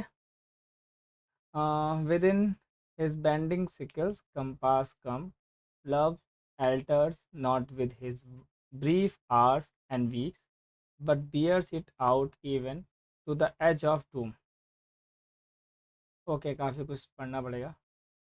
loves, ये क्या है, एपस्ट्रॉफी एस, प्यार का, एपस्ट्रॉफी एस है यहाँ पे। ठीक, अब प्यार का हम भी सब देखिए मतलब निकाल रहे हैं धीरे धीरे, क्योंकि एपस्ट्रॉफी एस का की के होता है, पॉजिटिव केस होता है, नॉट नहीं है। टाइम्स फिर से टाइम का, यहाँ पे भी पॉजिटिव केस, एपस्ट्रॉफी एस। फूल यानी मूर्ख, ये भाई साहब कॉमा, ये हम अलग से पढ़ेंगे जब लेटरी डिवाइस पढ़ाएंगे नीचे, ये पूरी लाइन ख़त्म करने के बाद। अगर ना भूल जाए बताइएगा कि हमने कॉमा नहीं पढ़ाया, कॉमा पढ़ना ज़रूरी है आपको आज। दो रोज़ी लिप्स, हालांकि, दो मतलब हालांकि ले लीजिए, रोज़ी यानी गुलाबी, लिप्स की सुंदरता की बात हो रही है, वो भी गर्ल्स को लेके बात हो रही है। ठीक, ऐसे अभी आपको पता हो, अगर आपने हिस्ट्री पढ़ी हो, तो मेकअप लड़कियों के नहीं लड़कों के लिए था, स्टार्टिंग में हाई हील्स लड़कियों के लिए नहीं लड़कों के लिए था। तो ये गर्ल्स आज के टाइम के लिए मैं बोल रहा हूँ रोजी लिप्स, अदरवाइज पुराने टाइम में इसे मेल भी कंसिडर कर सकते हैं। ठीक है, समझ में आ गया।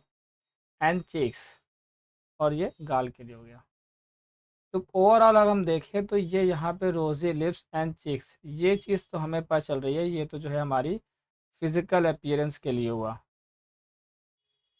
ठीक, ओके, वापस से क्लियर करते हैं, लेकिन ये टाइम्स फुल हमें समझ में नहीं आया। ठीक, इससे ऊपर जो लाइन लिखी है वो है whose words unknown although his height be taken, तो यानी प्यार की बातचीत ऊपर हो रही थी। It is the start to every wandering bark, ये लाइन थी हमारी 7th। Whose words unknown although his height be taken, ये 8th लाइन थी। उसके बाद नीचे ये लाइन आई है, लव्स नॉट टाइम्स फूल। प्यार जो है टाइम से मूर्ख नहीं है, ऐसा कुछ लग रहा है। चलो अब बात करनी पड़ेगी। हम बात करना चाहेंगे पहले, सबसे पहले हम बात करते हैं। तुम्हें क्या लग रहा है? तुम आज स्टैंडर्ड से आ रही हो, तुम बताओ कि मुझे इस लाइन का यहाँ से लव्स नॉट टाइम्स फूल, इसने का मतलब क्या लग रहा है? सर जो लव होता है, सर वॉइस आ रही है मेरी? हाँ आ रही है। सर जो लव होता है ना, मतलब जो ट्रू लव होता है वो टाइम के साथ चेंज नहीं होता है। मतलब टाइम का वो नहीं है कि अगर टाइम चेंज हो रहा है, बदल रहा है, तो ऐसा नहीं है कि जो ट्रू लव है वो बदल जाएगा, वो रहेगा। बट जो ब्यूटी होती है ना वो चेंज हो जाती है, इंसान की मतलब फिजिकल ब्यूटी होती है। कितनी वीडियो देखा था? सर 2 देखी थी। बताओ ये टी कैपिटल क्यों है? कहीं पे भी देखिए, कहीं पे भी जो है ऊपर की आप टेक्स्ट में भी देख सकते हैं, कहीं पे भी कैपिटलाइजेशन नहीं है इस तरह का। ये टाइम में ही टी अलग से टी तकलीफ कायले की विलियम शेक्सपियर टी कैपिटल करने का। पता चला नहीं पता चला? नहीं सर। हाँ वो वीडियो में थोड़ा था। चलो तुमने वीडियो देखी, थोड़ा सा वो किया, माइंड मेकअप किया, चलो ये अच्छा था। ये आप बताइए, ये टी कैपिटल क्यों है? क्या लगता है आपको? तो यहाँ पे लव और टाइम दोनों एज अ नाउन यूज किया है, तो लव हो एंड सकता है कि टाइम टाइम। जो वर्ड है हम्म। दोनों को एज अ नाउन उन्होंने कंपेयर कर रहे हैं। हम्म। बता रहे हैं कि लव जो है वो मूर्ख हो सकता है लेकिन टाइम नहीं होता है। लव किसी के साथ भी हो सकता है, सही या रॉन्ग पर्सन के साथ, लेकिन जो टाइम है वो हर किसी को अ, ये अपॉर्चुनिटी नहीं देती है कि वो उसको प्रूव करे या ना करे। वो रोज़ी ब्लैक हो सकते हैं, चीफ फेड हो सकते हैं, बुढ़ापा आ सकता है, लेकिन टाइम फूल नहीं है, वो किसी के लिए नहीं रुकता है। यानी कि फूल का मतलब क्या समझे हम यहाँ पे? आपने बोला कि रोजी लिप्स जा सकता है, चीक्स जा सकता है, बट टाइम, बट हाँ, ये प्यार पे नहीं जाता, मतलब फूल का क्या मतलब हुआ? प्यार के जैसा मूर्ख नहीं है टाइम, बोल सकते हैं। प्यार के जैसा मूर्ख नहीं है टाइम। हाँ, ओके, ठीक है। नेक्स्ट हम बात चाहे करते हैं कि जी प्यार जो है मूर्ख नहीं है टाइम से। हाँ, तुम्हारा क्या कहना है अब इस ओपिनियन पे? ये जो टेक्स्ट आ रहा है, बिकॉज हम इस फूल वर्ड पे अटक गए हैं, इस फूल वर्ड को समझना है हमें। कि उस पे जाएंगे तो अब देखिए, अब इस पे कंट्रोवर्शियल टॉपिक पे हम लोग क्यों डिस्कस कर रहे हे हैं? भगवान, this is not going to good जी, डिस्कशन, ओके? तो होमवर्क जिसने किया उसको पता होगा ना। ये होमवर्क हम थोड़ी तो ना वही था। कंट्रोवर्शियल टॉपिक है, हम आपसे जो भी था, अब हम इसको अपने भाषा में बताएंगे तो दिक्कत हो जाएगी, तभी तो मैंने अच्छा आपसे कहा ना कंट्रोवर्शियल टॉपिक है। अच्छा, ठीक, कंट्रोवर्शियल टॉपिक है, ओके, तो ठीक है, तुम ऐसे ही टीचिंग करोगे ये बोल के कंट्रोवर्शियल टॉपिक है अरे बच्चों, अपने हिसाब से कर लो। हाँ। नहीं, फिर मेरा ज्ञान तो फिर ऊंचा चला जाएगा बच्चों को अभी। अच्छा तो ठीक है, शेयर करो, देखे तो कितना ऊंचा जा रहा है, हम ले आएंगे अपने माले पे, परेशान नहीं हो। अभी तो नहीं नहीं, वही तो समस्या ज्यादा है। चलो ठीक है। वो उसकी समस्या ज्यादा है। ओके, और हम बात कर लेते हैं, तुमसे भी समझना चाह रहे हैं क्या है इसका यहाँ पे मतलब, फुल वर्ड क्या कर रहा है यहाँ सर पे? मीन्स तो यही है, मतलब इतना ही समझ में आ रहा है कि लाइक टाइम के साथ फिजिकल ब्यूटी चेंज हो जाती है, लेकिन लव नहीं चेंज हो सकता। अगर वो फीलिंग्स ट्रस्ट के बेस पे है तो वो नहीं चेंज हो सकता। लेकिन फूल का मीन्स ऐसे नहीं समझ में आया। एक्चुअली क्या ना, मीनिंग बताने को तो जिन्हें सही बताया वो हम समझ सकते हैं, आप वीडियो भी जाके देखोगे समझ सकते हैं। हमें एक्चुअली समझना क्या है, एज बीइंग अ टीचर, समझना क्या है हमें समझना है कनेक्शन। ठीक है, ये जो कनेक्शन है, जुड़ाव, यहीं से आती है मीनिंग। मीनिंग कहीं और से नहीं आती। ये जब तक फुल वर्ड समझ में नहीं आएगा, ये टी कैपिटल क्यों ये समझ में नहीं आएगा, तब तक हम इसकी एक्चुअल मीनिंग पे हम आ नहीं पाएंगे। ठीक है, चलो हम एक और बच्चे से पूछ लेते हैं। The line is love's not time's fool. यहाँ पे दो सब्जेक्ट्स है हमारे पास, love and time.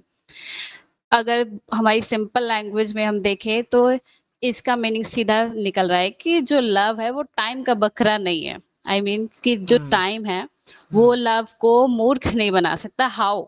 Hmm because time domain में बैठा है।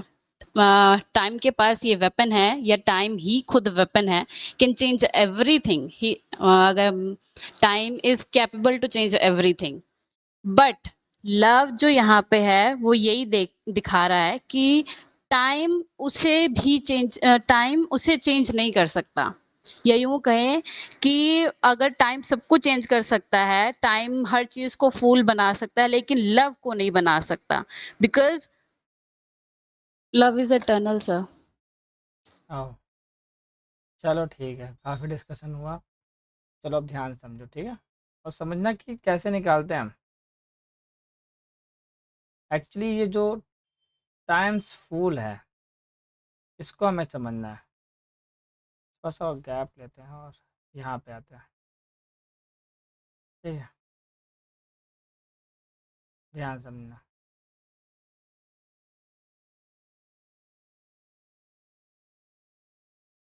जो टी कैपिटल किया उन्होंने, एक्चुअली उन्होंने उसको क्या किया, सबसे पहले तो पर्सोनिफाई किया।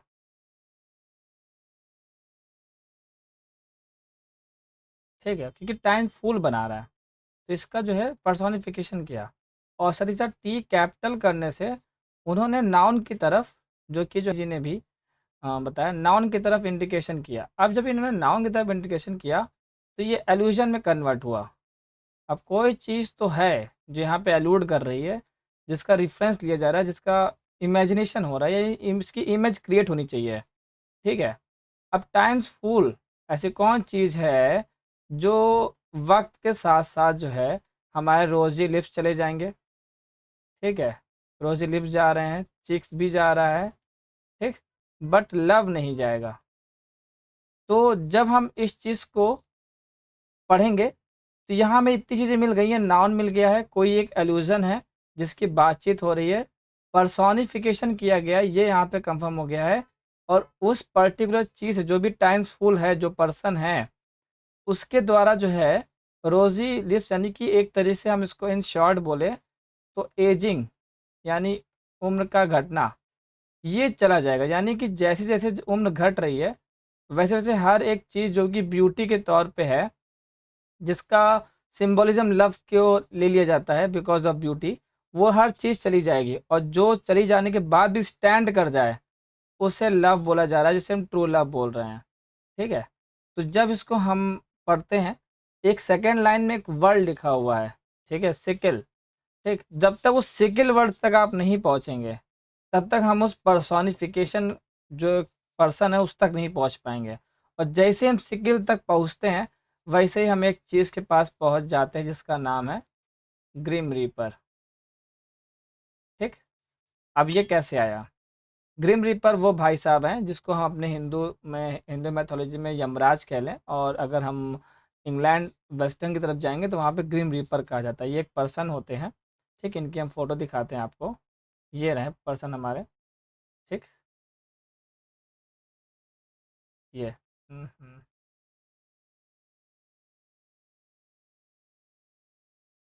ये दिख रहा है आपको, ये ग्रिम रीपर है। ठीक है, और ये जो है सिकल, ठीक, ओके, और ये जो इसके हाथ में है, ये देखिए सिकल ही है, बट ये क्या है, बेंड है। ये यहाँ से देखिए ऐसे करके ये टेढ़ा है, देख पा रहे हैं? और वही आपको सेकंड लाइन में दिखेगा, bending sickle. Okay, second line में देखेंगे आप, बेंडिंग सिकल है। ठीक, ये रहा आपका, ये SCYTHE। ये इसको भी आप पढ़ेंगे, इसका जो प्रोनाउंसिएशन है वो साइथ है। सी आपको नहीं पढ़ना है, साइथ पढ़ना है। ई भी नहीं, पर साइथ है नहीं पढ़ना, साइथ।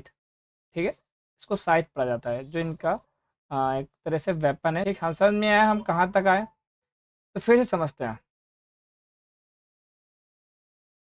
जो लव है वो नहीं होता टाइम्स फुल, यानी टाइम का जो प्रभाव है वो जो है लव पे नहीं पड़ता है, और वो जो प्रभाव है वो किसी चीज़ के घटने का है, किसी चीज़ के ख़त्म होने का है, उस पे लव का कोई भी इम्पैक्ट नहीं है। हालाँकि रोज़ी लिप्स और चिक्स का है। रोज़ी लिप्स यानी कि हमारी फ़िज़िकल ब्यूटी, जो भी हमारी फ़िज़िकल ब्यूटी है, वो सब चली जाएगी, स्ट्रेंथ चली जाएगी हमारी, ठीक है? हमारी वो जो बॉडी की स्ट्रेंथ है, वो भी चली जाएगी, जिसे हमने आगे एजिंग में कन्वर्ट किया है, ठीक है? और ये जो विदिन जब आता है, तो ये इसी के लिए आ रहा है, टाइम्स फूल के लिए, ओके? इसी के विदिन में, इसके विदिन में, इसके ये हिज कौन है? हिज किस लिए आता है? ये हमारा जो है प्रोनाउन है,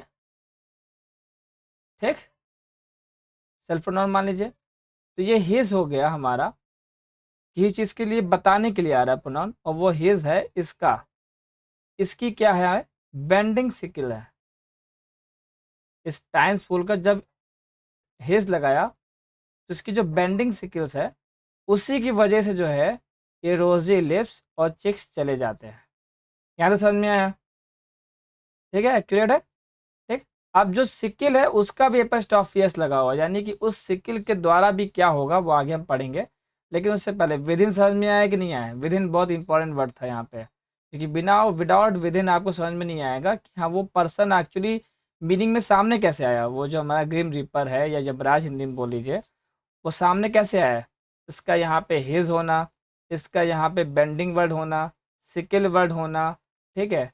टाइम्स फूल, जो ये फूल है वो इफेक्ट के लिए है, प्रभाव के लिए है, ठीक। ये जो फूल वर्ड है, इसे कहते नहीं, कोई इंसान अगर आप कार्य कर रहे हैं, तो अगर वो सामने इंसान उसे पता नहीं कर पाया, तो वैसे मैजिक है। मैजिक क्या है? एक तरीके से फूल बनाना ही तो है, हाथ की सफाई है फूल बनाना, ठीक है।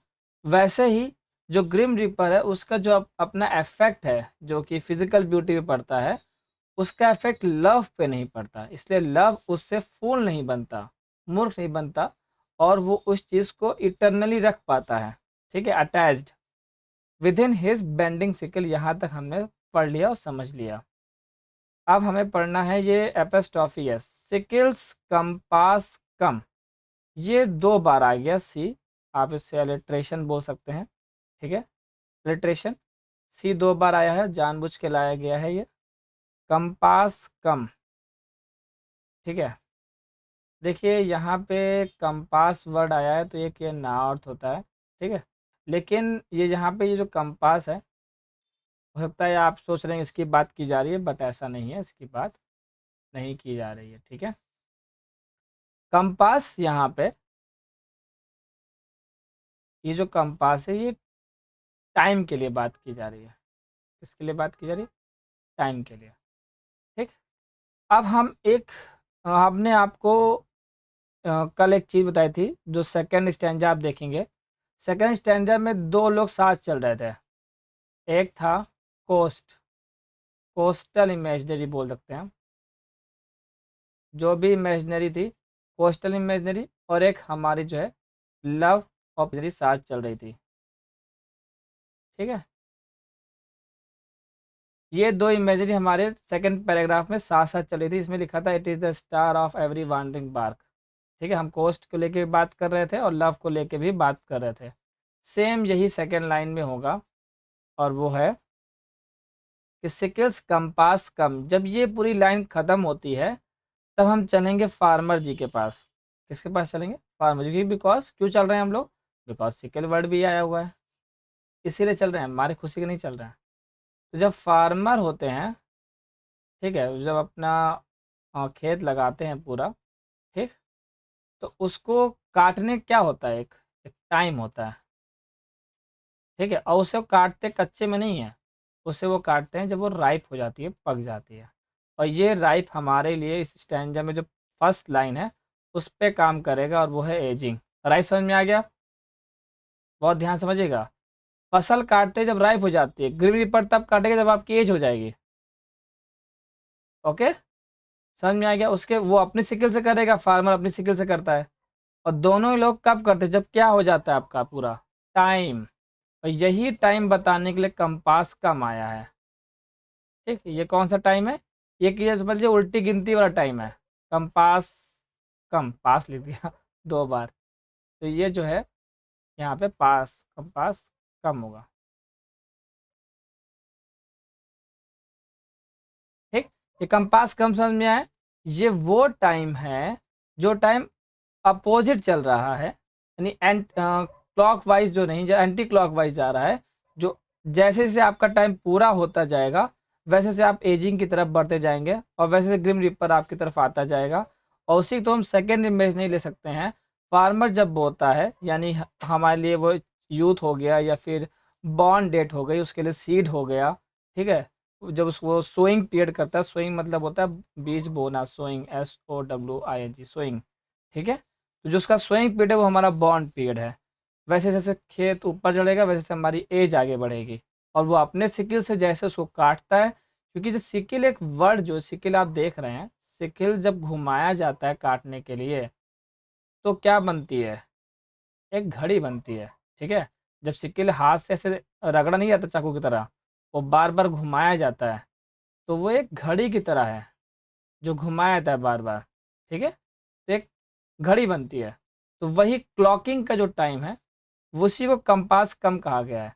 जब अपनी घड़ी देखते हैं हम अपनी, तो उसमें 2 सुइयाँ होती हैं ना, तो एक सुई एक दूसरे से दूर होती है और धीरे धीरे वो क्या होती है, पास आती जाती है। और वो भी वहाँ पे आपका कम का एक जो एक मीनिंग है वो भी आपको देखने को मिलेगा, कम।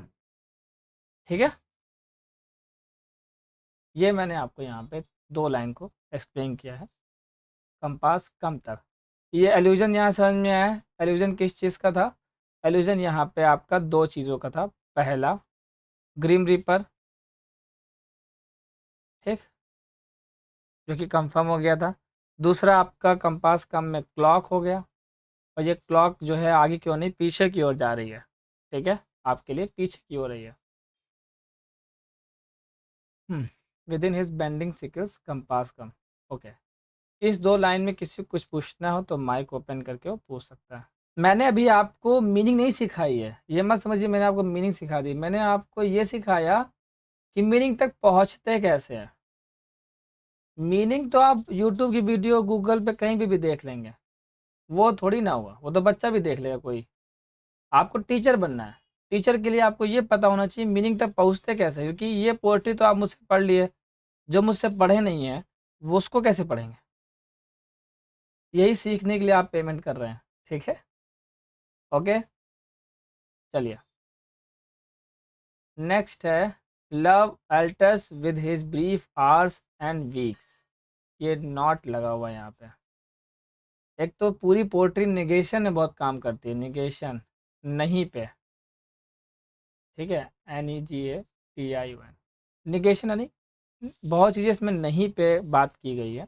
तो love altars not with his brief hours and weeks, ये अल्टर दोबारा आ रहा है, सेकंड लाइन में भी आया हुआ था। Love altars not with his brief hours and weeks, ये यहाँ पे बात की गई है ब्रीफ, यानी थोड़ा कुछ ज़्यादा ही बड़े घंटे या हफ्ते की बात हो रही है, और जिसमें प्यार में बदलाव नहीं होता। ये नॉर्मल था, इसमें एज सच कुछ नहीं है, इसमें बहुत ज़्यादा डिस्कशन की ज़रूरत हो। ठीक, ये जो हिज है वो लव के लिए आ रहा है और वो एक ड्यूरेशन के लिए आ रहा है। जिस ड्यूरेशन से प्यार स्टार्ट होता है वहाँ से उसका हिज स्टार्ट हो रहा है, और ब्रीफ आवर्स वीक्स चलते जा रहे हैं, लेकिन वो प्यार बदलने का नाम नहीं ले रहा, वो आगे की ओर बढ़ रहा है। बट लेकिन bears it out even edge of the doom. अब उसकी एंडिंग भी बता दी गई है, नीचे लाइन में उसकी एंडिंग हमें बता दी गई है, वो एंडिंग है एज ऑफ डूम। तो यहीं पे हमारा जो है लिटरी डिवाइस आ जाएगा, फिगर स्पीच आ जाएगा, वो है हाइपरबोल। ठीक है, एज ऑफ डूम की वजह से हाइपरबोल हो गया। समझ में आ गया?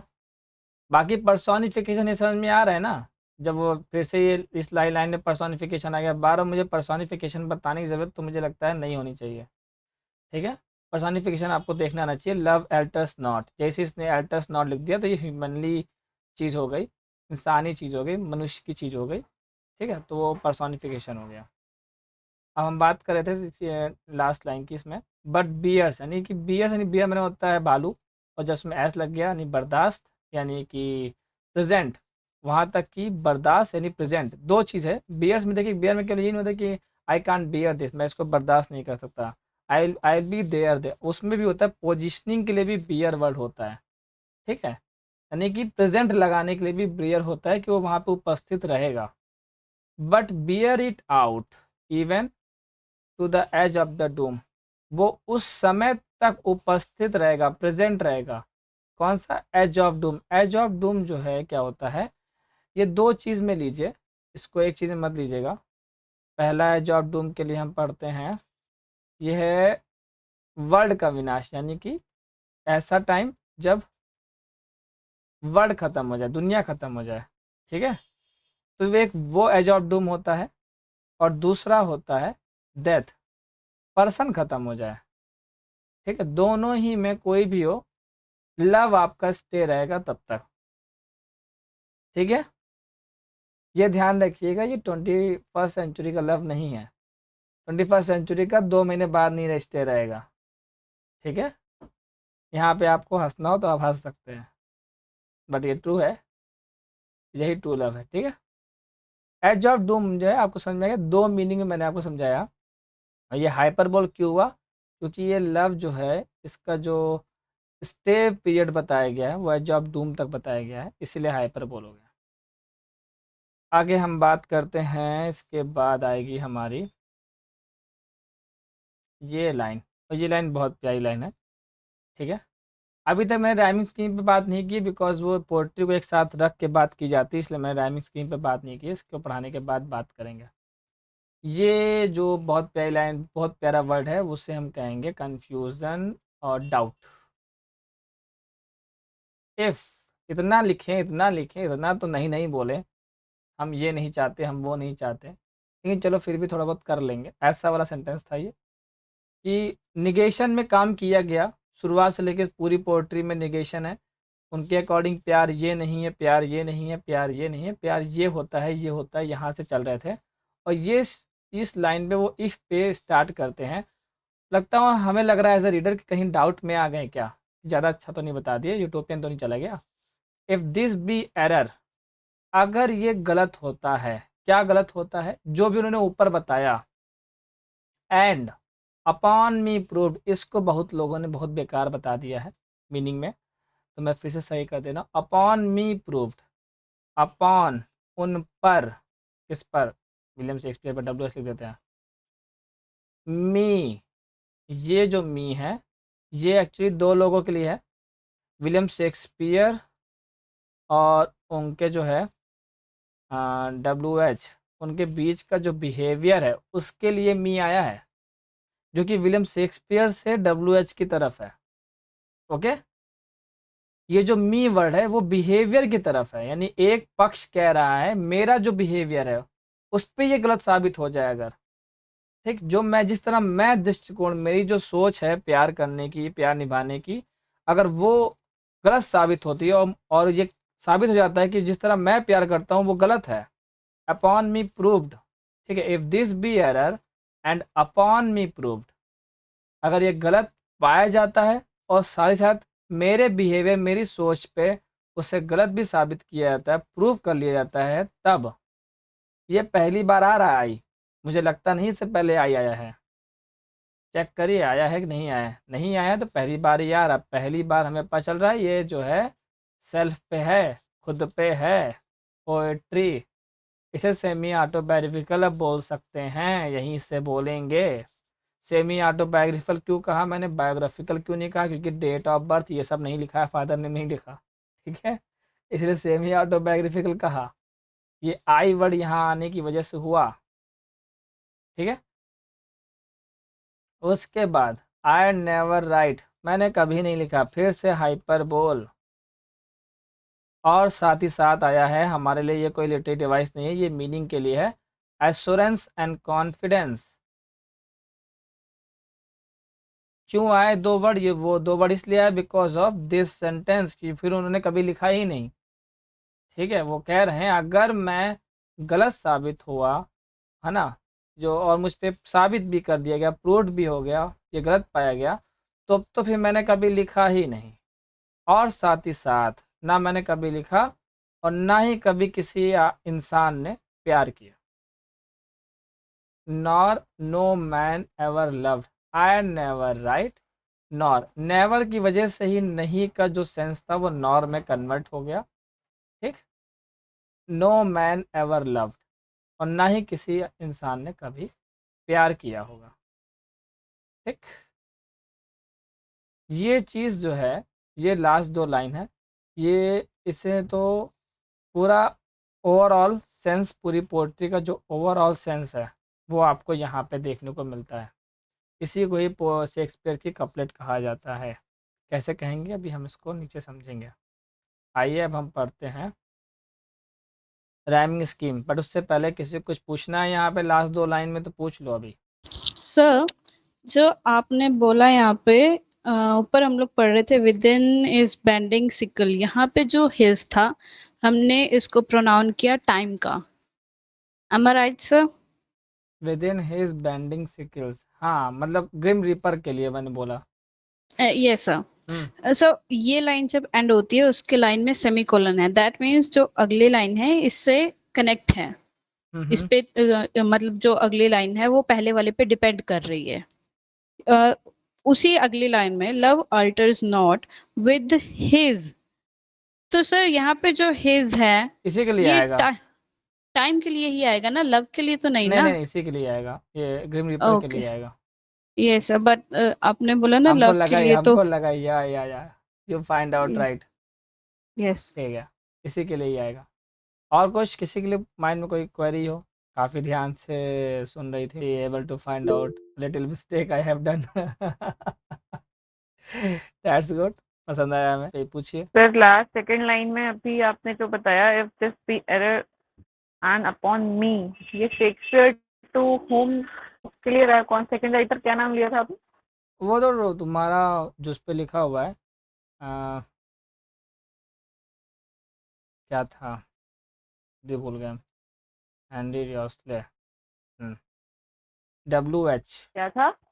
WH पे लिखा गया है। एक्चुअली यही पूरा वर्ड उन्होंने उस पे लिखा हुआ WH पे ही, लेकिन एग्जेप्शन लिया जाता है कि कौन हो सकता है ये। तो मैंने बताया था कल, दो लोग बताए थे, तो उसमें जो ज़्यादा पॉसिबिलिटी है वो जो है हेनरी रियोस्ले की है, और ये जो है थर्ड अर्ल ऑफ साउथहैम्पटन है। ठीक है, ये पैटर्न भी रहे हैं विलियम शेक्सपियर के। अब किसी और को कुछ पूछना हो तो अब हम चलते हैं हमारे राइमिंग स्कीम पे। तो राइमिंग स्कीम के लिए हमें क्या करना पड़ता है, लास्ट वर्ड्स जो है हर एक लाइन के वो देखने पड़ते हैं। ये है माइंड्स, ये लव, ये फाइंड्स। राइमिंग में हम दो चीज़ पढ़ना चाहेंगे आपको पहले, तो वो पढ़ लेते हैं। राइम, RHYME, जिसे हिंदी में तुक भी कहते हैं। ठीक, ये साउंड पे डिपेंड करेगा और साथ ही साथ लेटर पे डिपेंड करेगा। साउंड एक जैसी होगी तो राइम, लेटर एक जैसा है लेकिन साउंड सिमिलर नहीं है। ठीक है, लेकिन लेटर जो है आखिरी का सेम कर रहा है तो स्लैंट राइम। ठीक है, यहाँ तो समझ में आ गया। वो हम पढ़ाएंगे तो आपको बता देंगे। यहाँ देखिए, FIS में, माइंड्स में INDS और फाइंड्स में INDS, लेटर्स भी सेम है और साउंड भी पूरा सेम है, तो ये पूरा एग्जैक्टली राइम हो गया माइंड्स का फाइंड्स है। तो अगर हम यहाँ पे A दे दें, ये सेम नहीं है तो B, ये सेम है तो A, और ये देखिए लव पे OVE और रिमूव पे भी आखिरी में OVE, तो ये भी पूरा राइम हो गया। तो ABAB, ये हो गई राइमिंग स्कीम पहले स्टैंजा की। तो लिख लेते हैं ABAB,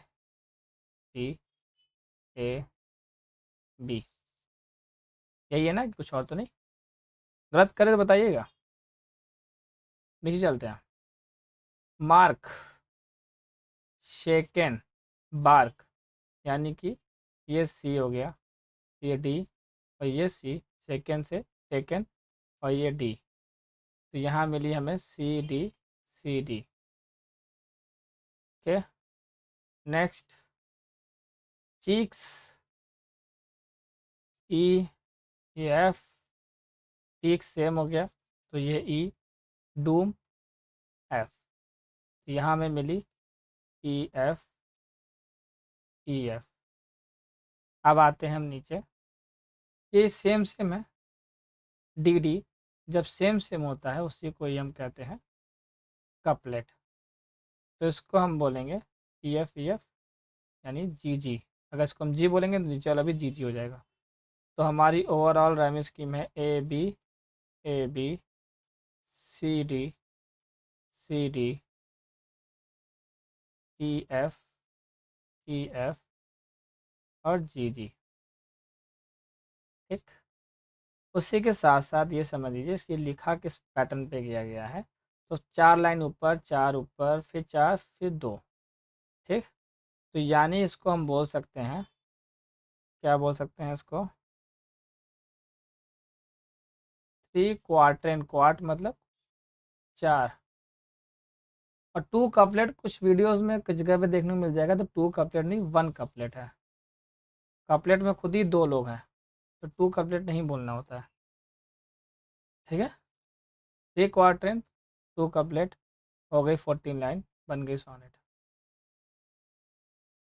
नेक्स्ट अब लिटरेरी डिवाइस पे आते हैं, जो कि है कैजुरा, जो कि आपको समझना है। कैजुरा क्या करता है, कैजुरा आपके लिए थिंकिंग को शो करता है जो कि राइटर ने खुद के लिए स्टॉप किया हो, या वो आपको यानी आपको सोचने के लिए कह रहा हो, रोक करके, उसके लिए कैजुरा आता है। एक कैजुरा इसके लिए हो गया। दूसरा, ये मीटर को भी बैलेंस करता है। ठीक है, मीटर के लिए बैलेंस के लिए भी कैजुरा यूज़ किया जाता है। जो मैंने पहले बताया वो मोस्टली होता है।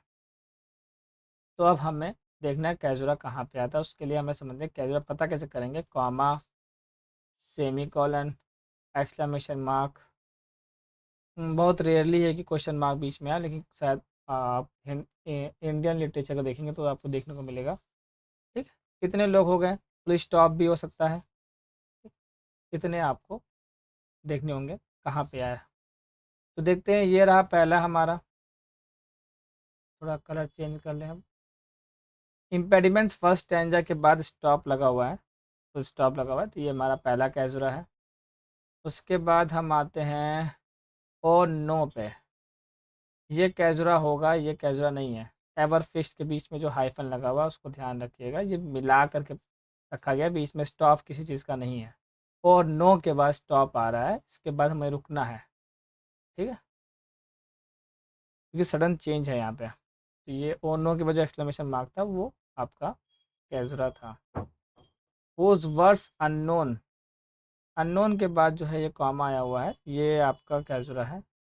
टाइम्स फुल, टाइम्स फुल के बाद आपका कॉमा आया हुआ है, ये कैजुरा है।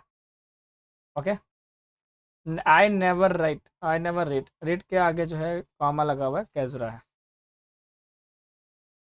ठीक, अब हम पढ़ते हैं व्हाट इज पॉलिप्टन, पॉलिप्टोटन, इलेक्ट्रिक डिवाइस है हमारी। तो पॉलिप्टोटन पढ़ने के लिए आपको समझना पड़ेगा कि रूट वर्ड क्या होता है। रूट वर्ड जैसे कि ये रूट वर्ड क्या होता है, मान लेते हैं वॉच, WATCH, वॉच से बना दिया हमने वॉचमैन। ठीक, तो ये वॉच क्या हो गया, रूट वर्ड हो गया, वॉचमैन से उससे नया वर्ड बना हुआ है। तो जहाँ पे ऐसा आपको देखने को मिले वहाँ पॉलिप्टोटन आता है, पॉलिप्टोटन। ठीक है, इसको आप यहाँ पे देख सकते हैं, यही मैंने एग्जांपल आपको दे के समझाया। Who shell watch the watchman, तो आपका ये वॉच वॉचमैन से बना है और सेम रूट वर्ड होना चाहिए। ठीक, तो उसे पॉलिप्टोटन कहते हैं। पोट्री में ढूंढना है अब हमें, ये रहा यहाँ पे alter, third line first stanza. ठीक, उसी से बना है अल्ट्रेशन। फिर उसके बाद रिमूवर, रिमूव। ठीक है, उसके बाद और कहीं पे आता है, नहीं और कहीं तो नहीं आया, आया तो आया तो देख लीजिए, मुझे तो नहीं दिखाई दिया। ओके, तो ये आपको पता ही होगा अगर आपने सोनेट की हिस्ट्री पढ़ी हुई है। तो यहाँ पे ऑक्टेव और सेस्टेट नहीं है, लेकिन पेट्रार्कन सोनेट में ऑक्टेव और सेस्टेट होता था। पहले 8 लाइन, वोल्टा बचा हुआ है, वोल्टा पढ़ लेते हैं। ये जो लाइन है हमें ख्याल से 7th लाइन है, it is the star to every wandering bark. It कौन है? प्यार। ये स्टार है, ठीक है। ये सोच से हम चल रहे थे। हम कहाँ पे थे? हम समुद्र में थे, हॉस्टल पे थे, जिसकी कीमत नहीं पता है, और उसकी हाइट जो है ये मेजरमेंट के लेकर के हुआ था, सेक्सटन बताया था मैं इसका। ये सोच थी वो सेम चल रही है, ठीक है, लेकिन ये यहाँ पे चेंज हो गई। लव्स नॉट टाइम्स फुल, ठीक। अब जो है प्यार क्या नहीं है, टाइम पे आ गया। तो ये प्यार यहाँ पे स्टार पे था। ये जो बदलाव यहाँ पे हुआ इसी को ही वोल्टा कहते हैं,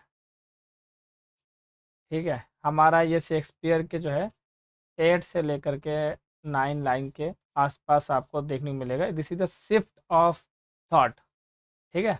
और पेट्रार्कन सोनेट पे वो वोल्टा, जो वोल्टा कह रहे हैं, ऑक्टेव खत्म होता है तो सेक्सटेक से स्टार्ट होता है, ठीक है।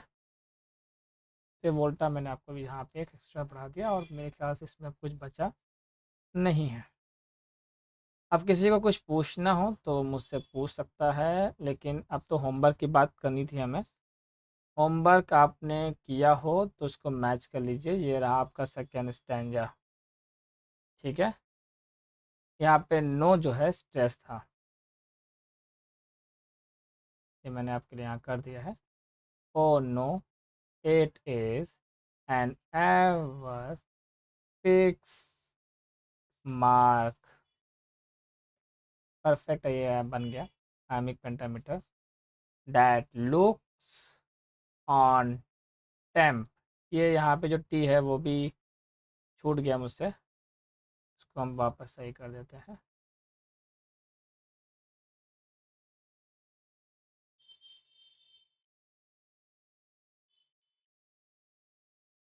तो ये टेम्प जो है स्ट्रेस होगा, और ये टेम्पेस्ट का पूरा पूरा स्ट्रेस है। तो यहाँ पे मीटर जो है अलग हो गया, ठीक है।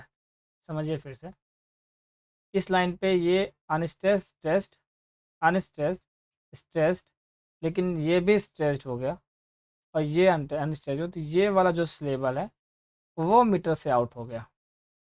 बाकी सही है।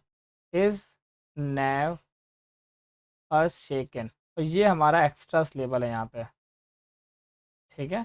आप कहीं कहीं देखेंगे तो अच्छी अच्छी पीडीएफ्स जो है उन पे भी जो है शेकन को पूरा का पूरा जो है स्ट्रेस कर दिया गया है, जो कि सही नहीं है, ठीक है। क्योंकि एक चीज़ आप ये समझिए, इसे कहते हैं बैलेंसिंग, बैलेंसिंग ऑफ सिलेबल्स। जिस मीटर पे आप निकालना चाह रहे हो, अगर वो आयम्बिक पे है, ट्रॉकिक पे है, एनेपेस्ट पे है, तो बैलेंसिंग करनी होती है, ठीक है। बीच का तो आपको साफ साफ दिख रहा है यहाँ पे, लेकिन जब लास्ट में आपको दो लेवल पता है, शेकेंड में दो लेवल है, तो आप उसको पूरा स्ट्रेस मत लाइए, ठीक है। क्योंकि यहाँ पे हमारे पास लेबल तो नहीं है, लेकिन यहाँ पे हमारे पास एक पंचुएशन है, ठीक है, सेमी कॉलन सेकेंड पे। तो ई एन आपका अनस्ट्रेस हो गया, उसके बाद नहीं है तो छोड़ दिया, ठीक है। ये एक्स्ट्रा लेवल में काउंट हो जाएगा, तो ये ध्यान रखिए। जैसे 8 एज जो है आपका स्ट्रेस है। It is the star to every von WM1 ड्रिंग bark. ये सबसे बेस्ट लगता है साउंड जब उसको पढ़ते हैं। It is the star to every wandering bark, सबसे बेस्ट लगता है, सबसे बेस्ट हमको ये पढ़ने में लगता है, परफेक्ट में है। हुज वर्ड्स, जिसकी कीमत is unknown, unknown although his height to be taken, same as taken में भी है। जो मैंने आपको शेकन में बताया वैसे ही टेकन में भी है, ठीक। टेकन का TA स्ट्रेस है, की एन स्ट्रेस नहीं है, अनस्ट्रेस में आएगा। पूरा पूरा वर्ड को स्ट्रेस कर देना सही नहीं होगा। मैंने कुछ वेबसाइट्स पे देखा, इवन अच्छी अच्छी कम जो फेमस पीडीएफ है उन पे भी टेकन को पूरा स्ट्रेस कर दिया गया, वो सही नहीं है। तो ये आज का जो हमने पढ़ाया उसका है, स्क्रीनशॉट लेके रख लीजिए, ठीक है। ये स्ट्रेस पूरा है, इसको पढ़िए बैठ के कैसे हुआ। मैं ये नहीं कहता ये परफेक्ट है, एकदम सही है, ये मेरी जो इतनी नॉलेज है उसके हिसाब से ये सही है, ठीक है। इसमें गलती ढूंढ अगर आप सके तो मुझे भी खुशी होगी, लेकिन ये पूरा सही है। और मैं इसको ऑलरेडी कंपेयर करता हूँ ऑल अदर वेबसाइट से, अदर PDF से, और उनसे मैच मेरा बहुत रेयरली ही करता है। मेरा एक ही आपको रूल बता रहा है कि आप खुद बोल के देखें और आपको पता होना चाहिए कि सिलेबल निकालते कैसे हैं। ठीक है, जब सिलेबल आप निकाल पा रहे हैं, जैसे एग्जांपल लीजिए पीपल, लोग, तो इसमें कितने सिलेबल हैं? 2 2 सिलेबल हैं। शायद। मैं आंसर बता भी नहीं रहा वैसे भी। चलो सर अगर वॉवल के बेस पे डिवाइड किया जाए तो 1 2 3 हो सकते हैं। ऐसे कह रही हो क्या? Yes sir. हाँ, कह तो सकते हैं, शायद तुम्हारा सही भी हो। मैं नहीं बता रहा इसको अगर आप खुद से समझना सीख गए, मैंने आपको स्टार्टिंग में बताया साउंड पे ध्यान दो, किस वॉवल का साउंड निकल रहा है, जिसका नहीं निकल रहा है उसको नहीं काउंट करेंगे। पीपल का आप देख के बैठेंगे खुद से। और आप इसको क्लियर ही कर दीजिए एक ना बार। मैं नहीं कर रहा, मुझे खुजली करने में अच्छा लगता है। ये तुम्हारा काम है, ठीक है। इसको करो थोड़ा, मुझे बताएं, दिक्कत नहीं। देखो मैं तुम्हें एक और चीज़ बताता हूँ। वो चीज़ें इंसान जल्दी भूलता है जिससे वो जल्दी प्राप्त कर लेता है, फिर चाहे वो ज्ञान हो या शख्स। ठीक है, ये एक अच्छी सेंटेंस है, इसको याद रखना। वो चीज़ इंसान जल्दी भूलता है जिससे वो जल्दी प्राप्त कर लेता है, फिर चाहे वो ज्ञान हो या कोई शख्स। तो मैंने आपको एक क्वेश्चन दिया, उसको सॉल्व करिए।